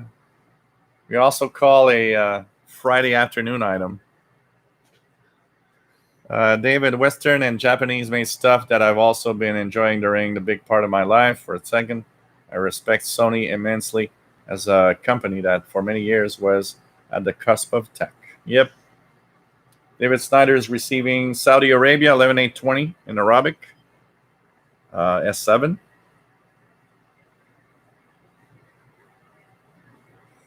Matambali line up all the loops like the dishes in the crazy movie Arrival. Imagine you got you got 30 MLA 30s in the front yard and 30 in the backyard. And your neighbors are all like, what's that? When they ask you questions, you look weird and you're like, I'm listening to aliens. Is there a problem? I'd be good at being weird too.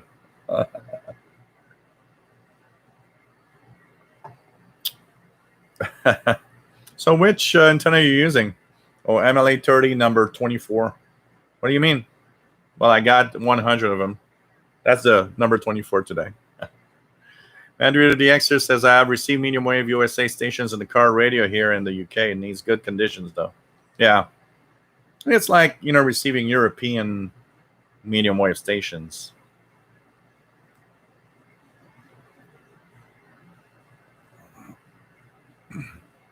David Snyder says, I have SDR Uno and never press the settings button. That's worth it. You'll see some settings and things that you can change. You can even, on the main panel, use WWV to synchronize or calibrate your SDR, your SDR play device to make sure that it's perfectly on frequency. Elecraft is US made. Yep. Real arm uplifts. Isn't the $1,000 Excalibur SDR made in USA? It's possible. Matambali RF Space SDR is made here. Very pricey. Nikki Delmage. My ICOM C7300 made in Japan. Cool.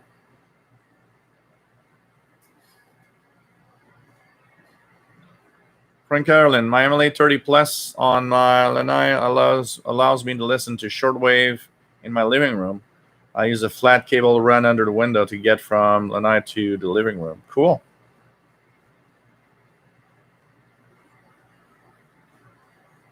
Yeah, I think the ephedries are made in Italy. Absolutely, you're right, Matt. SDR Play devices are made in the UK. That's for sure. So, for anybody saying that I'm promoting Chinese crap, the SDR Play devices are made in the UK. So I'm not just promoting Chinese crap. I'm promoting things from everywhere in the world. That's a fine example of being made in a fine country that is not China, and that is amazing. SDR plays an amazing UK made devices. It's pretty cool.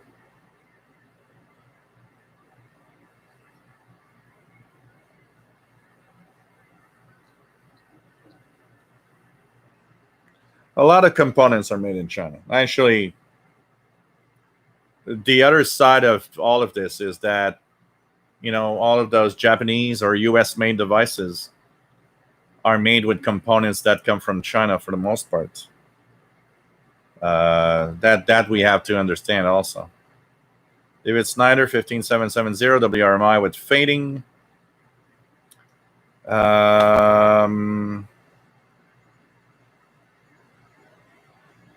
Frank Ireland loves the MLA30. Understand the Times got the Icom IC7100 recently and made in Japan. Cool. So you see, Icom still probably wants to continue making its stuff in Japan. Probably.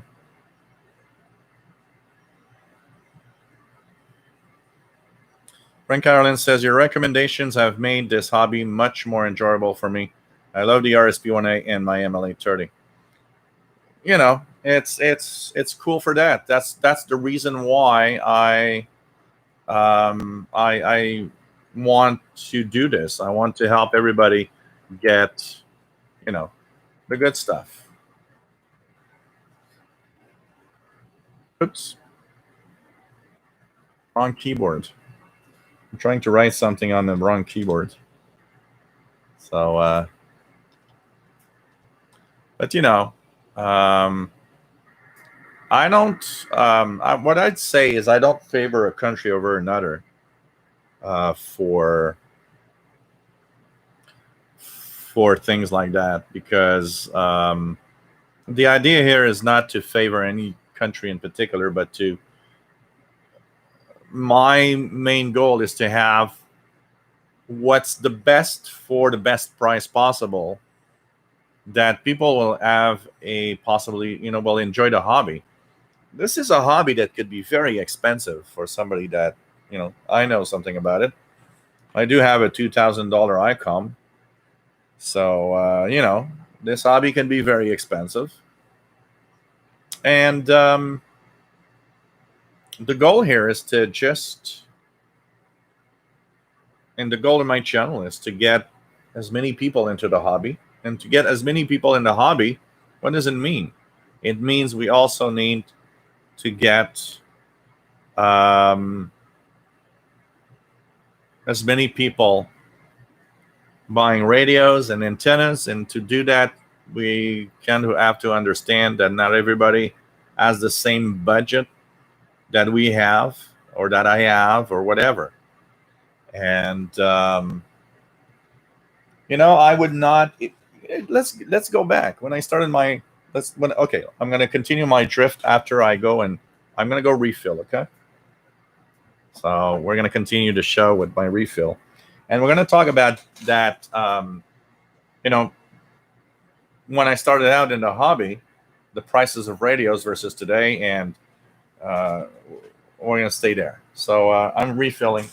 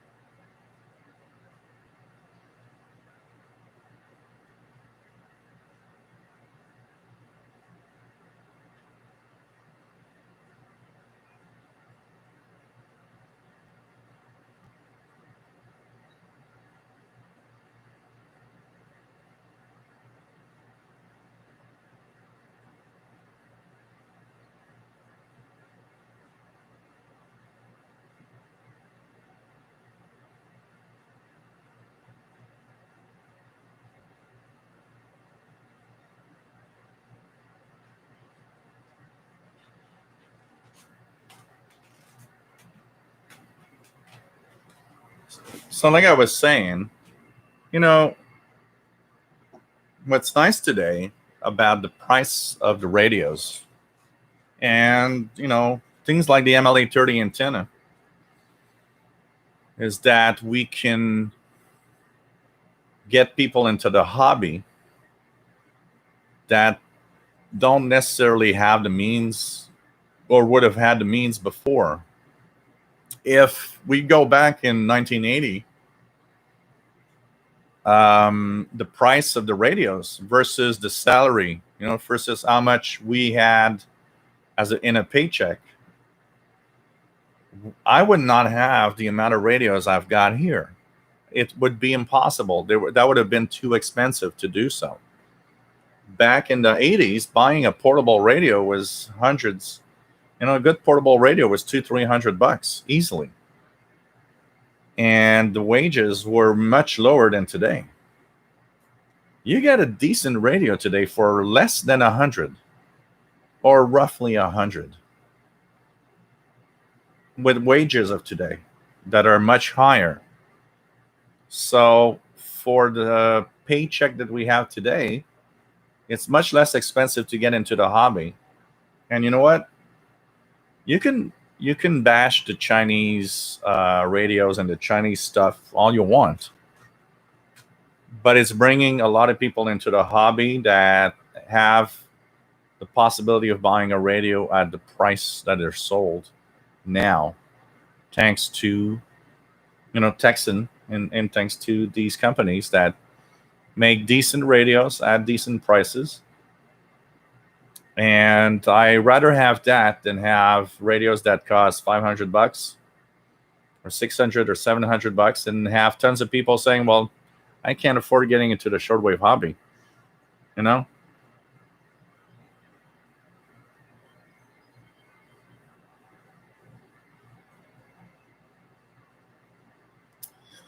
Shelly, nice to have you here, Shelly.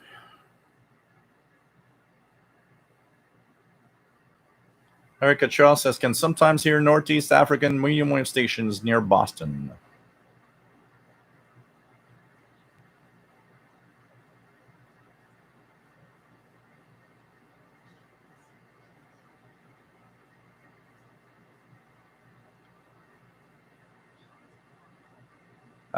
You mean for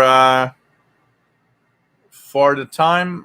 If you go on the main panel, you will have at the end where is it? Let me just find it here.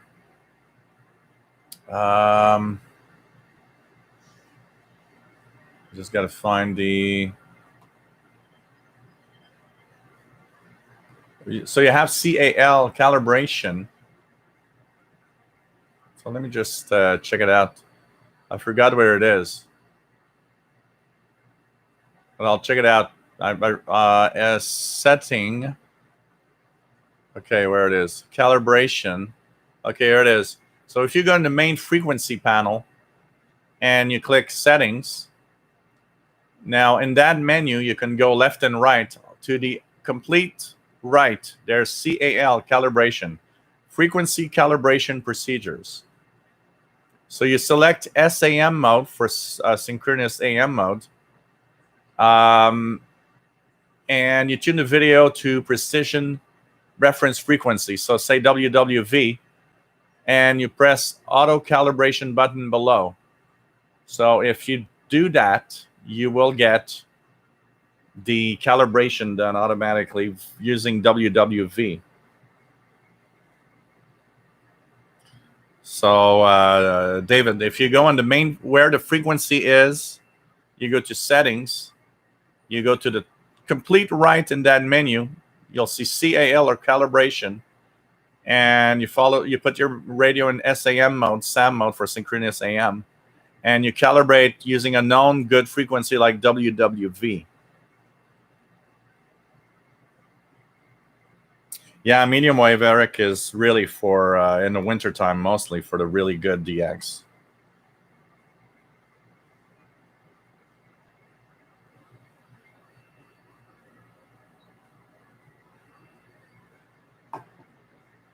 Collins has not made a radio in a long time. Collins radios are known to be good, absolutely. But you got some great radios today. KJ Waldo still loves his Sony ICF Shortwave 7600G. One of the best I own. Yep, they're coming. They're coming, as the RO know. Eric Cottrell says ELAD is made in Italy. David says the MLA30 itself is Chinese through and through, and it's not a bad antenna at all. And manufacturers such as Jigu and Baofeng are obviously also Chinese, and they make nice products too. Yep, absolutely. Absolutely.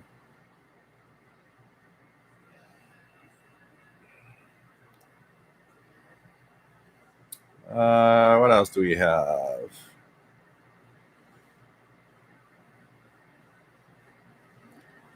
What else do we have? Tony Turtle, Germans makes the best quality. You know, I think in 2020, it's something that I would not. I'm not talking about Germany only. I'm talking about general countries around the world. I think overall quality everywhere has gone down. And every country has good stuff, and every country has bad stuff. I'm sure there's German crap. There must exist some German crap. That's for sure. Like there's Canadian crap and U.S. crap and Chinese crap. You know, it's not worse in Germany. It's not what I was saying here. And I don't want to offend anybody here. But I think overall quality everywhere is not what it used to be.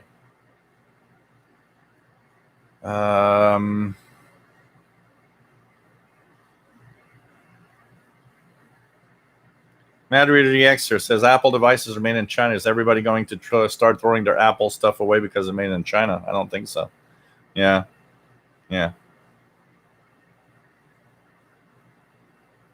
Papa Krampus, yep. Promote good radios. Let the buyer determine if it's quality or not. Let the free market prevail. If it's crap, then it's crap. But I love the Ethon, Texon, and Sanjian products. Grenadine Total 4, KJ7NUX. Nice to have you here from Salem, Oregon.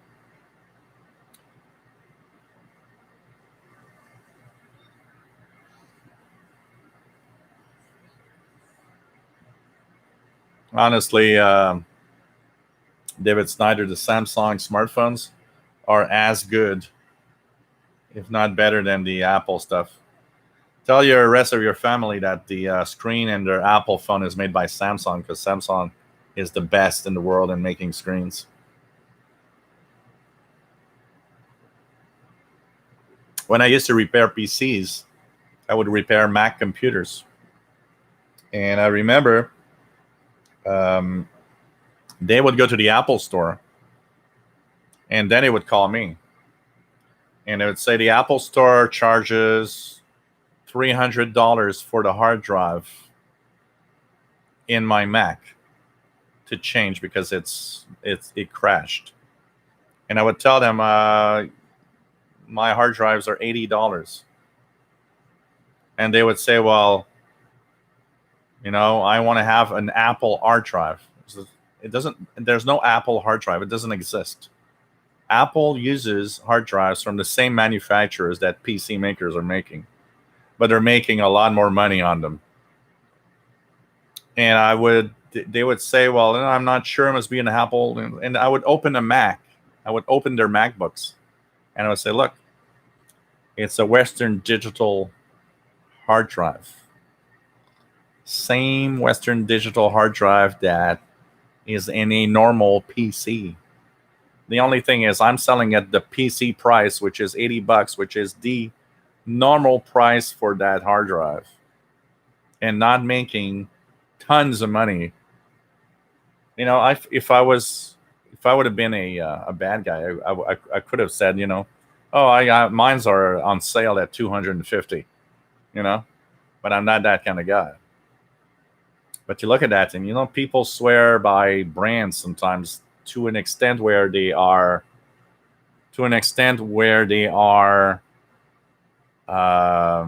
blind to it. thinking that it's the only thing that's the best in the world. And that is sad, though. When I would do my tech duties, a lot of people would say, oh, you like Macs? You're like, I won't go there. Oh, are Macs better? Not in my opinion. They're different. And that's it. And I would always say, you're happy with your Mac? That's all. I don't care about the rest. And I had a MacBook when I would go to clients, and they would all say, oh, but that guy knows best. He's got an Apple product. No, I got a Mac just because I repair MacBooks. It's the only reason, because I would not have an Apple computer ever. And not because they're not good. Simply because, one, I'm a tweaker. I'm a guy that likes to, tweak and play around with software and stuff. That's something you can't do on a Mac. It's too closed down and it's too shut down. Plus, I will have a PC that performs 1,000,000 times better than a Mac for half of the price. That was also the appealing side to me. For the rest, nobody brings me the crap of, oh, well, I got a MacBook because it's better. I got a MacBook because I'm more secure. No, that's all crap. If you believe that, you really, really don't know what computers are all about. There's a lot of viruses and a lot of stuff that could infect your Mac computer. And no, they don't. They aren't better. That's very simple. A good PC is as good as a Mac. But, it's a personal thing. And when I came to my tech duties, I was like, you got a Mac, you're happy? Got nothing to say. I don't want to take a side of PC, Windows versus Mac. I've never been there. And it's a question of, what do you like? One of the questions I asked a lot on why you have a Mac was, a lot of times it wasn't even because it's better. It wasn't even because of the system or the security. The most often, the biggest answer I got out of the question, oh, you bought a Mac, was, oh yeah, because I thought they're more beautiful. Oh, you choose your PC because it's beautiful. Okay. Oh well, so be it. But the rest is, if you have a Mac and you're happy, it's okay. Got no problem with that. I'm happy with my PCs. I got tons of PCs with Windows 10 on them. A couple with Linux. I got one MacBook when I was doing tech duties. Paid $2,000 for it. And I never will buy a MacBook ever again in the rest of my life. I can tell you that. If I have a MacBook Pro or something in my here, it's because somebody gave it to me, or really cheap. Because when I purchased it, when I used it, it was okay, it was nice. But it ain't for me because it's too shut down and narrowed down into so many things you can do. Plus, for a guy like me, the choice of software is too limited compared to a PC. I mean, my PC that I purchased is as expensive as a MacBook, but it's a gaming machine and it's a darn powerful machine also. And that's what I wanted more than anything else. And I'll be very honest, I like Windows. I always enjoyed Windows. It's a great operating system and works great. Artist Alecrater's Kitchen. I want the best value to performance ratio, and it is will benefit my hobby. It could be made on Mars. I don't care as long as it works well. I want to know when you see that first product from Mars. I want to buy it. Max Strong. Well, it's the ICOM ICR 8500. That's a $2,000 radio with taxes and everything. It came to $2,000. The ICOM ICR 8500.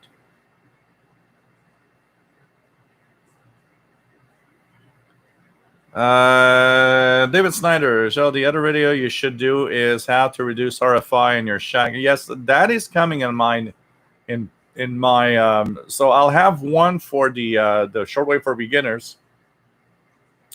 but I do have have one that I want to make on. So because it's that's a good question, a good one, because we all live in our me. Look at my office here; it's full of computers and full of electronics.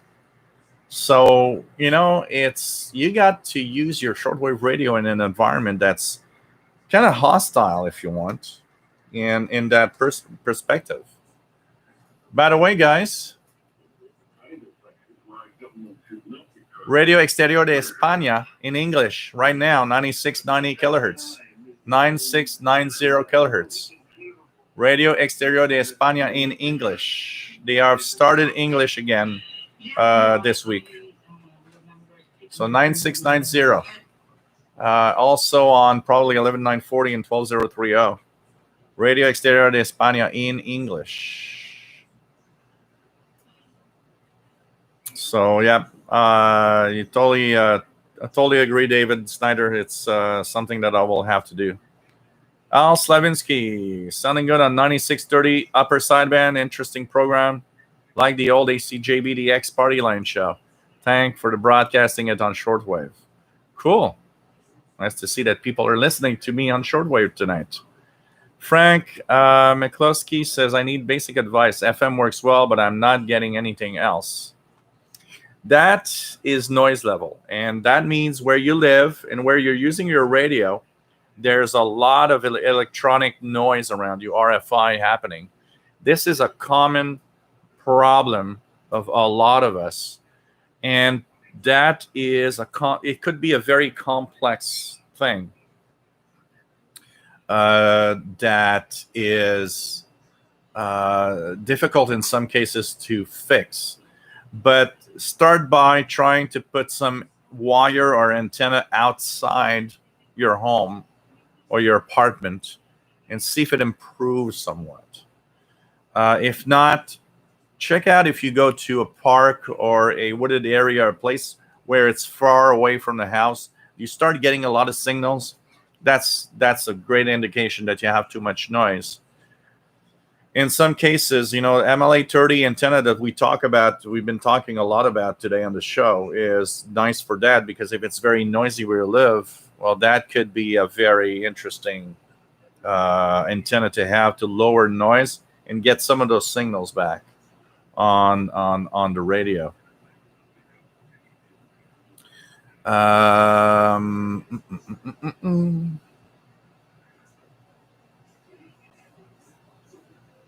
The old German stuff, Tony Turtle, was great. I mean, that thing here, the Grundig satellite transistor 6001, that is the most amazing built radio I've ever seen in my life.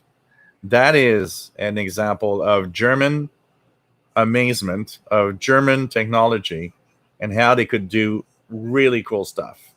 And if you want me to acknowledge how Germany can make some great stuff, that Grundig radio right here is German at its best and at its finest. Man, it's amazing. But it was made in 1969. So, that was another time. David Snyder doesn't hear anything on 9630. Keegan says, I got my Ethan Grundig Edition Field BT Radio Shack in Fayetteville, Arkansas for $149 in January 2019. Jerry DX has Gander Vomit on 10051. K. Joe Hutty, it's hard to find a good antenna when living in city apartment. I've tried everything, maybe. It was totally different when living in countryside with long wire antenna. That is true. Living in a city and doing shortwave is a big challenge. It's a big challenge.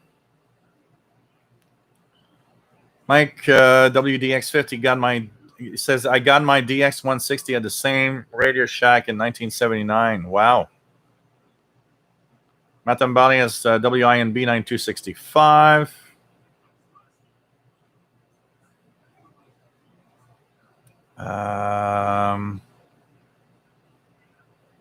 What else do we have? Tony Turtle, every part of the world has their expertise in building something. Yeah, absolutely. Absolutely. I think every country has their little something that they're better at than others. That's true. And uh, I mean, come on. Germany is known that a lot of the stuff they did was amazing. That's for sure. Um, that's for sure. Gilles, is that a Sony handheld? Your head wet? Where? There's no Sony here.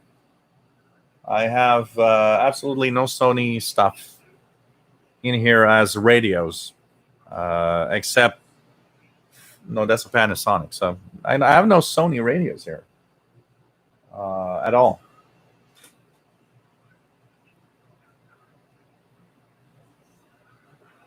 What else do we have? Mike WDX50 used to love going into Radio Shack and see all the electronic goodies. Oh man, it was a candy store. Absolutely, I was so happy. I was so happy. Well, there's something on 9630 which is being reported as relaying my show. 9630 upper sideband. Tom DX, nothing on 9630 for him in Southern New York State. David Snyder, SC Cal, Avid in SAM mode. How do I enter in 10,000? So, well, start by entering the 10,000 or 15,000. So you go into the frequency display. So before bringing the menu out, go to the frequency display, enter the frequency of WWV that you want to tune it to. So enter 10,000 or 15,000. So here I've got 15,000. Put yourself in SAM mode, which I just did. Go into the settings, go into calibration, and click auto calibration. I actually just did it, and it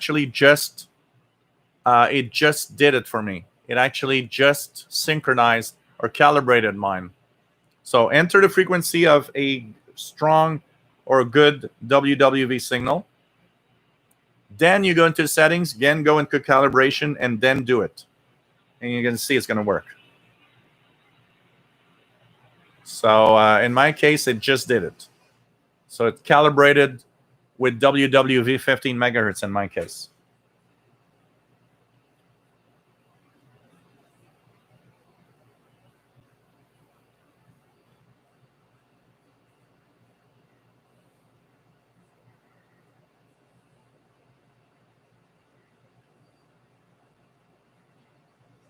So, John Doe, is WWV really accurate? I thought shortwave signals fluctuate around. So, there is a possibility, depending on propagation, that there is a slight difference in the actual frequency on propagation of a signal. Yes, absolutely. That you're right on that, John Doe. But in 99% of the time, that fluctuation is either too small to be a problem or almost non-existent. It's in the worst case scenario where, yeah, propagation disturbances could technically shift the frequency you're listening to. It's possible. But for the most part, and for, we're not scientific guys. We don't need the accuracy of the atomic clock exactly. You can use, and you use WWV for frequency accuracy. Usually it's perfect, and usually it's good enough. So in this case, yeah, it's going to be good enough. Liam purchased a PL310 ET and have been listening to Radio Havana on 6100, Radio New Zealand 5945. Also received Voice of America. I'm a beginner and based in Bay Area, California. So cool. This is cool. So, so like Matt says, it's like, yes, there's a possibility of a slight difference because propagation can mess up the frequency precision. But for what we do, it's never enough to change anything. Eric Cottrell remembers paying over $300 for his Sony 2010 in the day.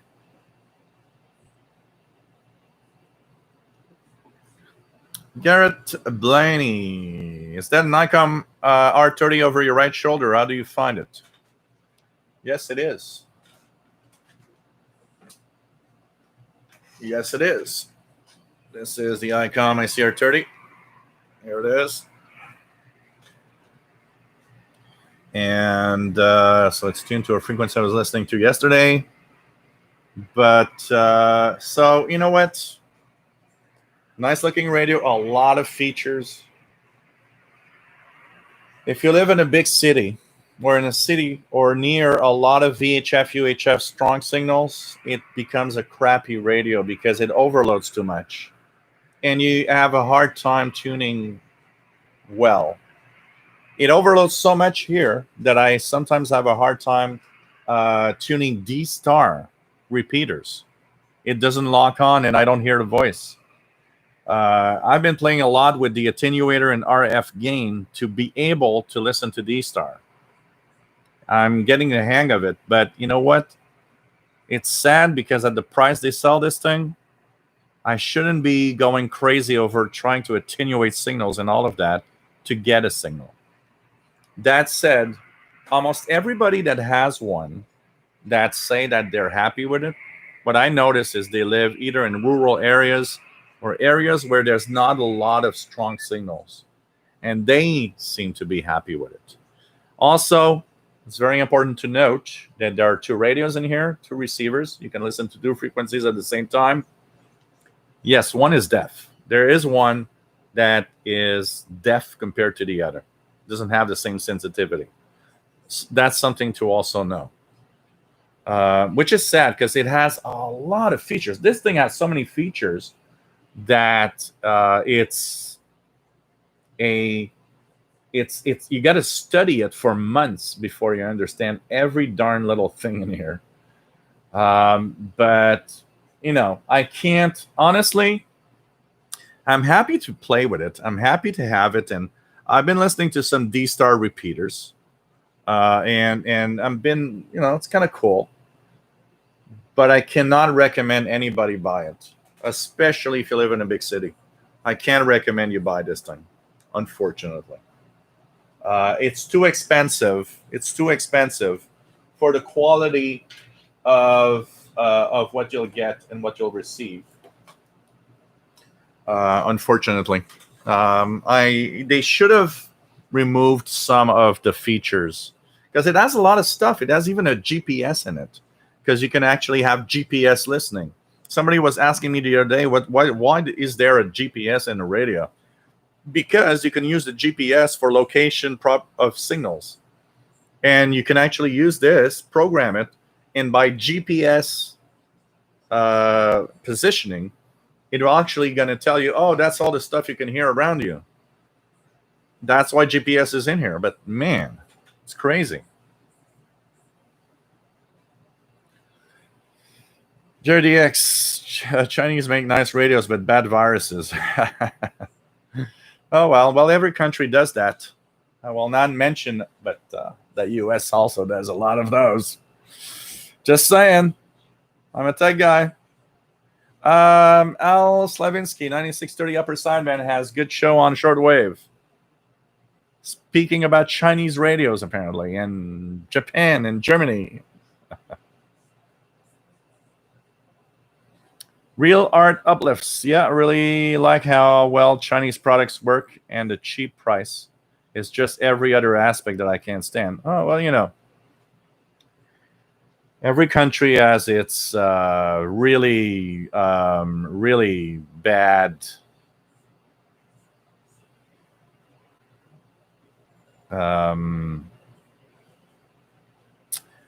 you know,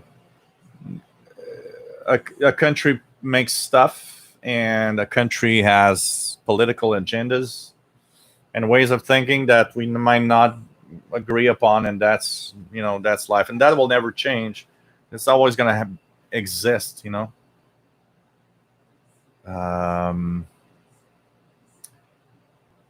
That's for another channel and another type of discussion. So hey guys, Papa Krampus, I'm gonna unblock you. I would like one thing, please. Um, um, I please be polite in discussing something about a country, or I got people here from Germany, and I've got people from around the world. Let's just be very careful in how we talk about and the language we use for anybody talking about a country. Okay, we are here to have a discussion of we're talking about quality of production and quality of stuff, and the rest, or whatever you think is wrong with a country, is not for this chat and is not for this discussion. We all have our opinions of every country. We all have our opinions of China. We all have our opinions of US. We all have our opinions of Canada or Germany or France or whatever. That's ours to own and ours to be. But not here. Here we're not here to extend our personal opinion of what we think of somebody or some country. Okay? We're here to just talk fair play of technologies, radios, and have fun. Okay, guys? Please be careful of your language. Because Papa Krampus is not a bad guy. I unblocked him. I think we just sometimes, it happens, we go a little far in our discussions and the words we use. So, what else do we have? What else do we have?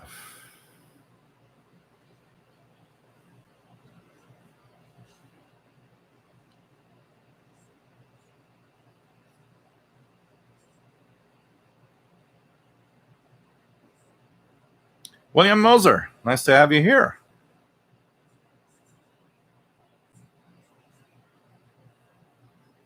Yeah, No Name is a brand. It's just called No Name. When people say, oh, it's a No Name, yeah, it's a brand. It's called No Name. They're trying to fool you in thinking it's not a brand.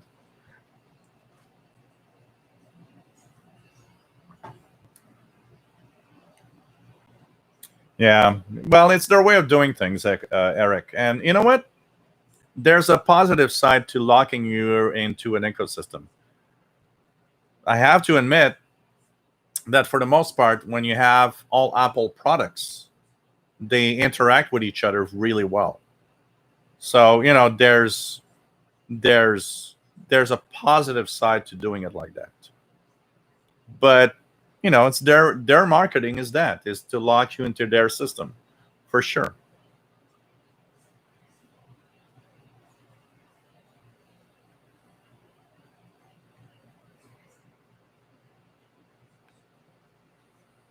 I like Matt's comment. PCs versus Mac is such a 90s fight anyway. Oh, man. He stated his opinion. Just be careful of the language you use and the way you state your opinion. But also at the same time, like I said, let's be careful of the opinion, okay? Hey, I'm 20 minutes behind in the chat, so I'm coming down, guys, okay? Can I make a video to show how to switch SDR1A to WWV10? You just tune the frequency. When you tune the different signals, you just go on one. You just click on the frequency display and type 10000 and press enter, and you'll be there.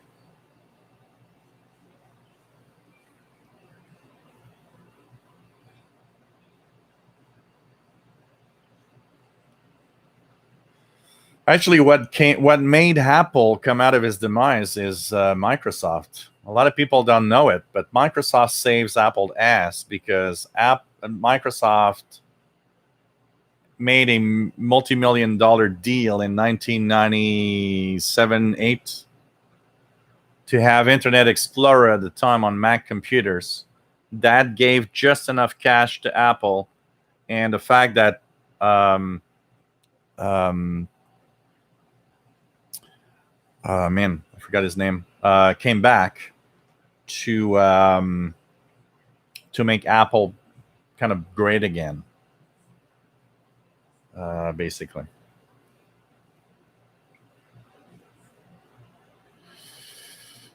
Because without that deal, Apple would have been bankrupt. They didn't have any money left around 97, 98. They would have been bankrupt. Maybe they wouldn't even exist today.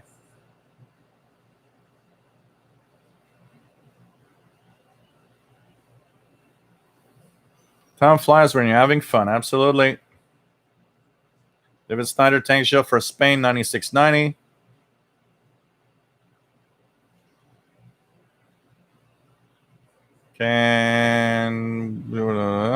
Lee Burkett, good night. Sure, someone in US, 96.90.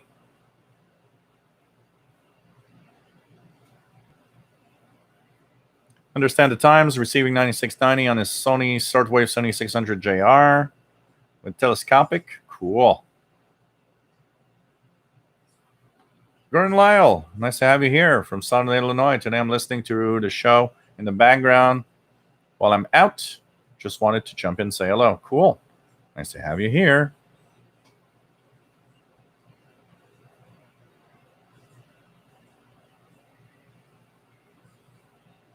I'm just going to go down a little faster, guys. A little faster. So I'm... what else do we have? What else do we have? What else do we have?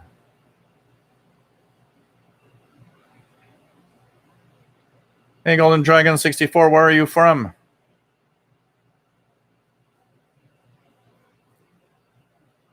Window shades are cat toys. Hey, Matt. Oh, just wait till you get them. And when it comes in, when you hear a good signal, just do the synchronizing and it will work.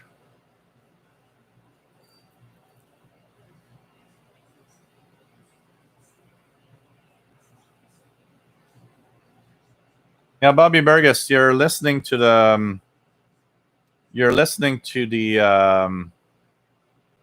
on 96. So let me just go here for a second. 9630. On 9630, there's Radio Aparecida, Brazil. It sometimes is off frequency. So if you're hearing a Portuguese language transmission, it could be that, because it's often off frequency.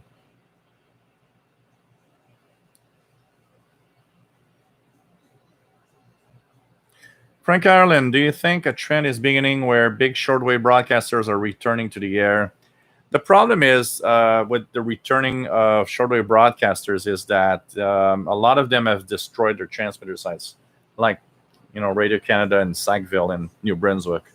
So what happens with that is it makes it too expensive to get back. But I think there is a trend where it's slowing down the demise, because a lot of countries that are still on shortwave are starting to understand that shortwave is more important than we actually thought. Wolfgang, take care, my friend. Stay safe. That is Ali Crafter's Kitchen, Radio Exterior España, 9690, 20 over S9 and Satellite 800, Emily 38 Plus. Sunburst 12, what's in the juice? Vodka. Ja, nice to have you here. Happy Friday.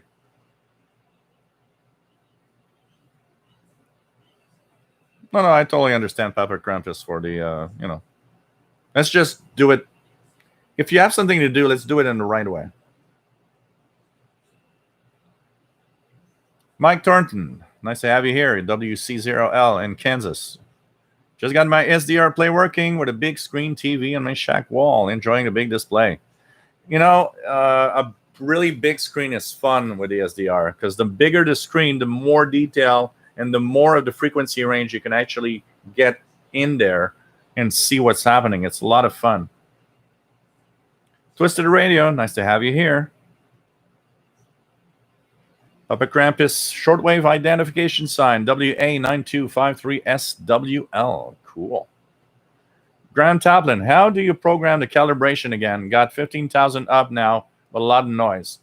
Okay, so what you do, Graham, is in SDR Uno, you have that panel with the frequency.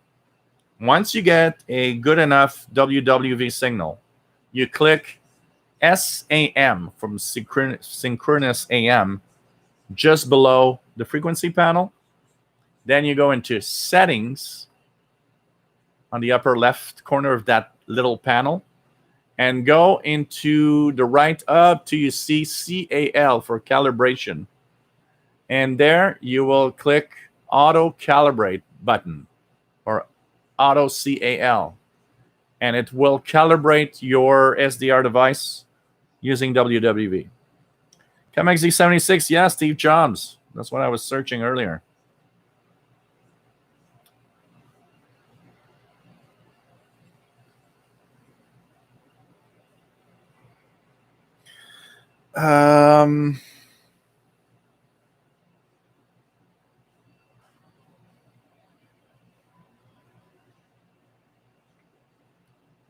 Let's just say Steve Jobs was an asshole, but he was a real tough guy business wise, but he had a flair for design and how things should be done. Golden Dragon, Fort Worth, Texas. Cool. Nice to have you here. John Doe, can computers and SDRs, can they mute out a thunderstorm strike automatically? I find those pops annoying. Not really. You'll have to live with thunderstorm for sure. Chuck Yunkin, nice to have you on board.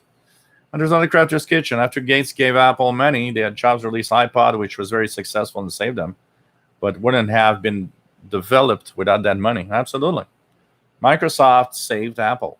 It's a weird thing to say, but really did. Oh, man.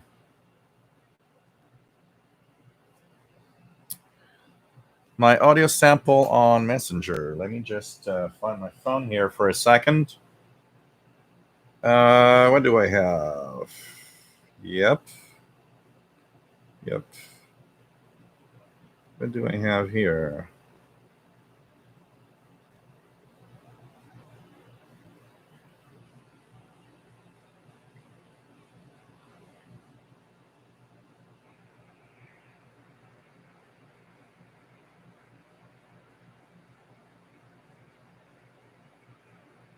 Oh, what you're getting there sounds like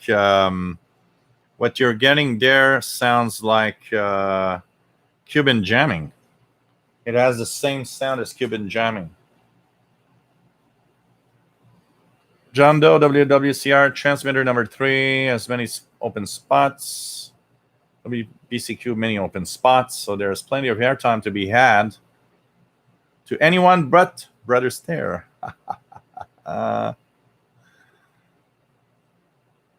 Andrea DXer, SDR on a big screen got me thinking. Using an ultra wide screen for SDR DXing would be great. Yep. Take care, Golden Dragon. Cool. Nice to have you back, Dejan. No problem, Graham. Happy. MXZ76. Some people say that Steve Wozniak was the true brains behind Apple, but who knows? Oh, it's possible. I haven't really checked. I think, but Steve Wozniak was the wizard. He was the electronics geek. So when they created the Apple One, he was the guy behind that. Steve Jobs was more the marketing guy. He was one that would sell you something. So sometimes you need to have 2 or 3 people that are good in each category of what they do in life to bring something like that. Steve Jobs without the hardware would be nothing but a salesman, and Wozniak would have been nothing with his electronics wizard if it wasn't for the salesman that would bring it out. So I think it's more of a both of them together made something great. It's like Bill Gates and darn, what is his name? The other one. Bill Gates was not alone with Windows, and it's several things coming together that made all of this make do Microsoft what Microsoft is today. It's not one person on especially these really big companies. It's rarely only one person. One is good at one thing, one is good at the other thing, and that put together makes history.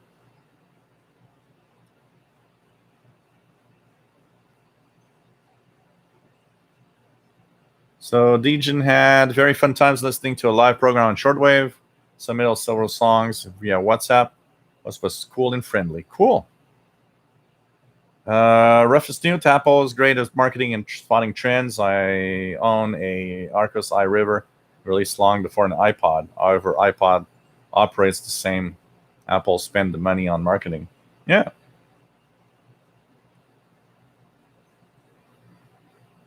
William Moser, pizza, beer, and shortwave radio show.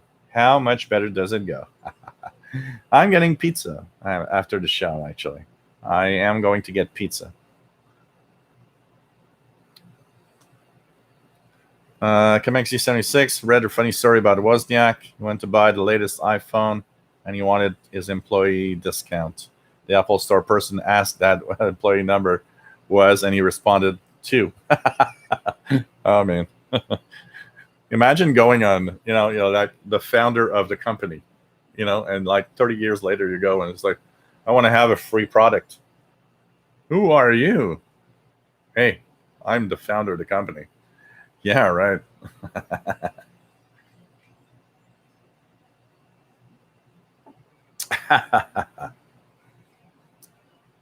John Doe. Yeah, that $20,000 computer. That is that looks like, well, I don't know the new one, but the old one looked like a trash can. Mad Radio DX or Nolan Bushnell has done a lot for gaming too. Gamers today should be grateful for him. There's never just one person behind something in all of these big companies. There's, everybody is. I worked the last job I had, which I was boss there, and the big boss. I understood why that company thrived and dealt with millions of dollars every week. It was the big boss. That guy was the biggest idiot I've ever seen in my life, and I'm not joking. But for his products, he had a vision. And he was surrounded with the people that could use his vision and make the products and sell the products. So a big idiot, if he's watching today, he's going to say, well, that guy, I should never have hired him. That guy was the biggest idiot. Honestly, he was the biggest idiot in the world. It was something. But his vision, his salesman, and the guy that designed the stuff, all that together made that company successful. So, it's a complex thing. But I still think he was the biggest idiot in the world.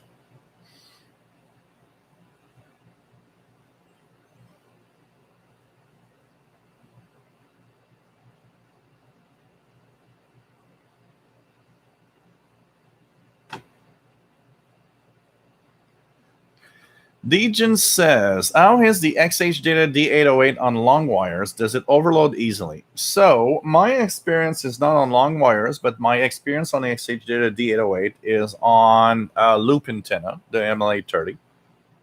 What I will tell you is that it does overload, yes, but it is somewhat limited. It doesn't seem to be too bad.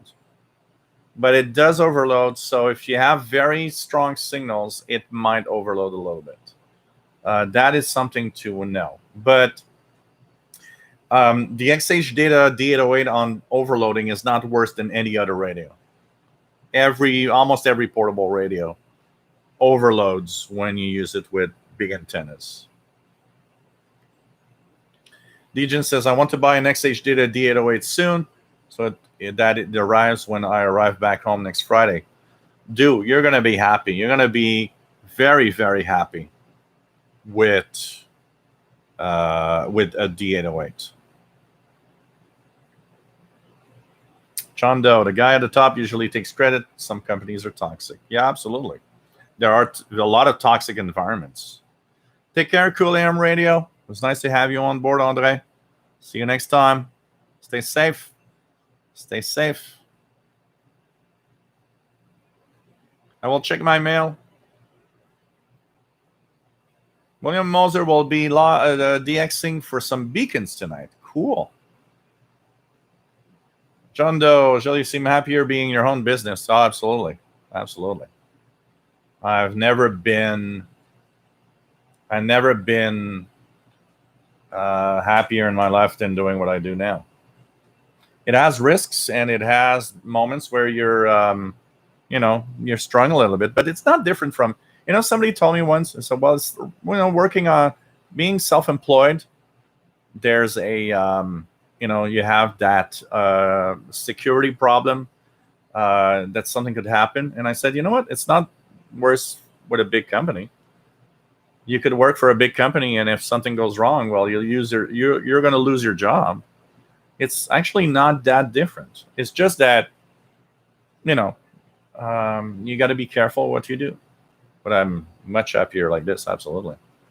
Eric Cottrell may be a big idiot, but he knew how to hire the right people and listen to them. I guess. I mean, that guy was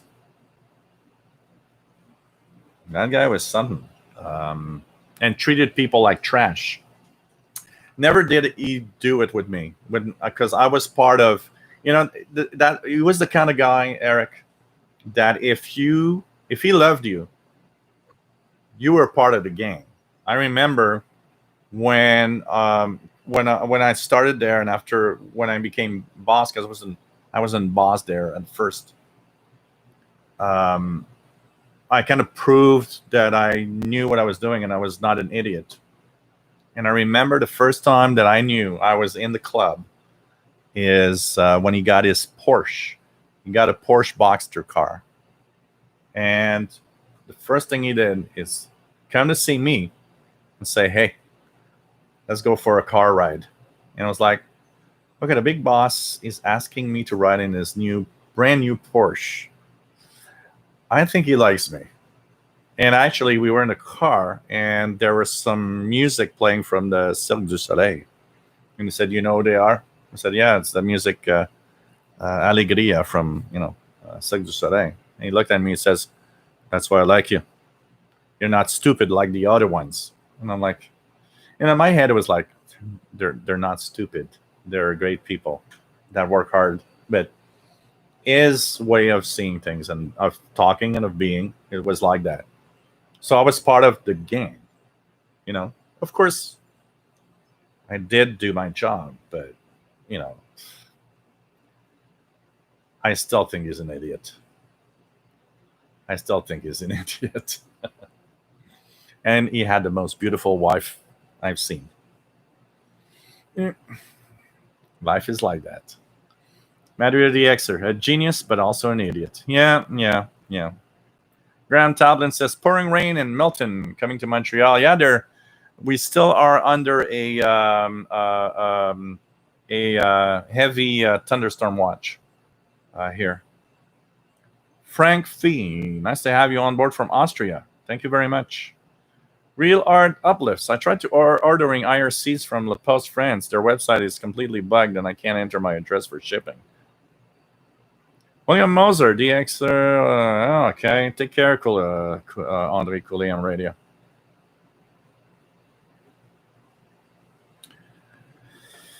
Oh, man. What else do we have? What else do we have?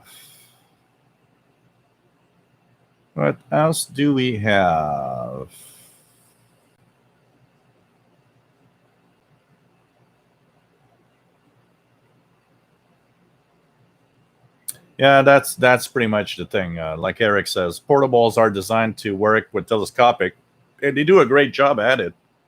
They're not designed. It's not they're not thought about that you will use big antennas with them. They didn't design them for that for sure. Yep, Deer Forestry, nice to have you here. Yep, most portables do overload off big external antennas and big signals. Frank V, any info about a PL990 and H501? They're not gonna be available at least before the end of this year, if not next year. Bobby Burgess, worst place to work was Walmart. They will torture you. Yeah, there's a lot of these. Amazon. Honestly, Amazon is known for very bad work ethic.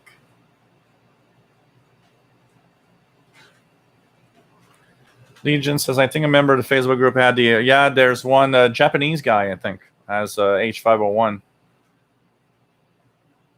But these are the first run production. They're not the official advanced and updated versions. David, the only thing I don't like about the D808 is the heavy muting on each tuning. Yeah, that is kind of weird. That delay also of going to upper lower sideband or going into sideband is like, what the hell? It's like I'm asking your computer to do something. It's difficult to know, DJan, because a lot of the Texan receivers have little glitches like that fix themselves either by reset or having the batteries off for 24 hours. It could be just a processor item that just needs to be reset without power for a while.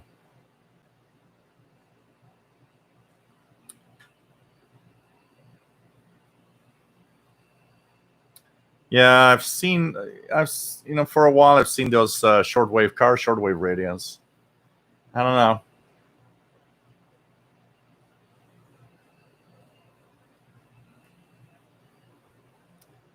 Legion says it's so funny here in northern Germany. All the names of the street signs are German and Danish as well.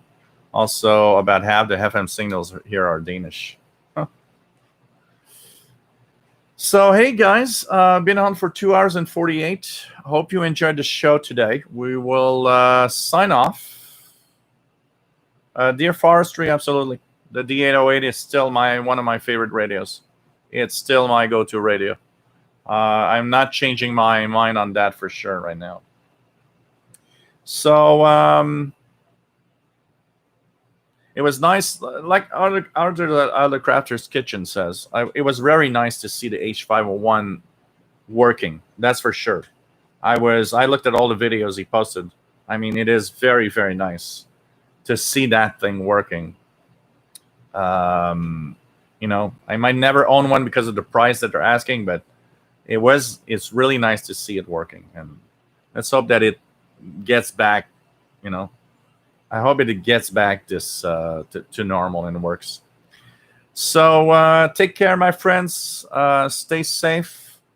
I'll let you know if Sunday there's something happening or not. I'm not sure yet. I decide pretty much at the last minute, an hour or two before, if I do it or not. So if there's something Sunday, I'll let you know. If not, same schedule as always, Wednesday and Friday. And now it's time for me to go and get my pizza, because I'm going to go eat pizza. So take care, everybody. Stay safe. Always cool to be with all of you. Join the Facebook group. Great place to be. We're almost at 1,000 members. And this is really nice. Bye, everyone. Hope you enjoyed the show today. And take care.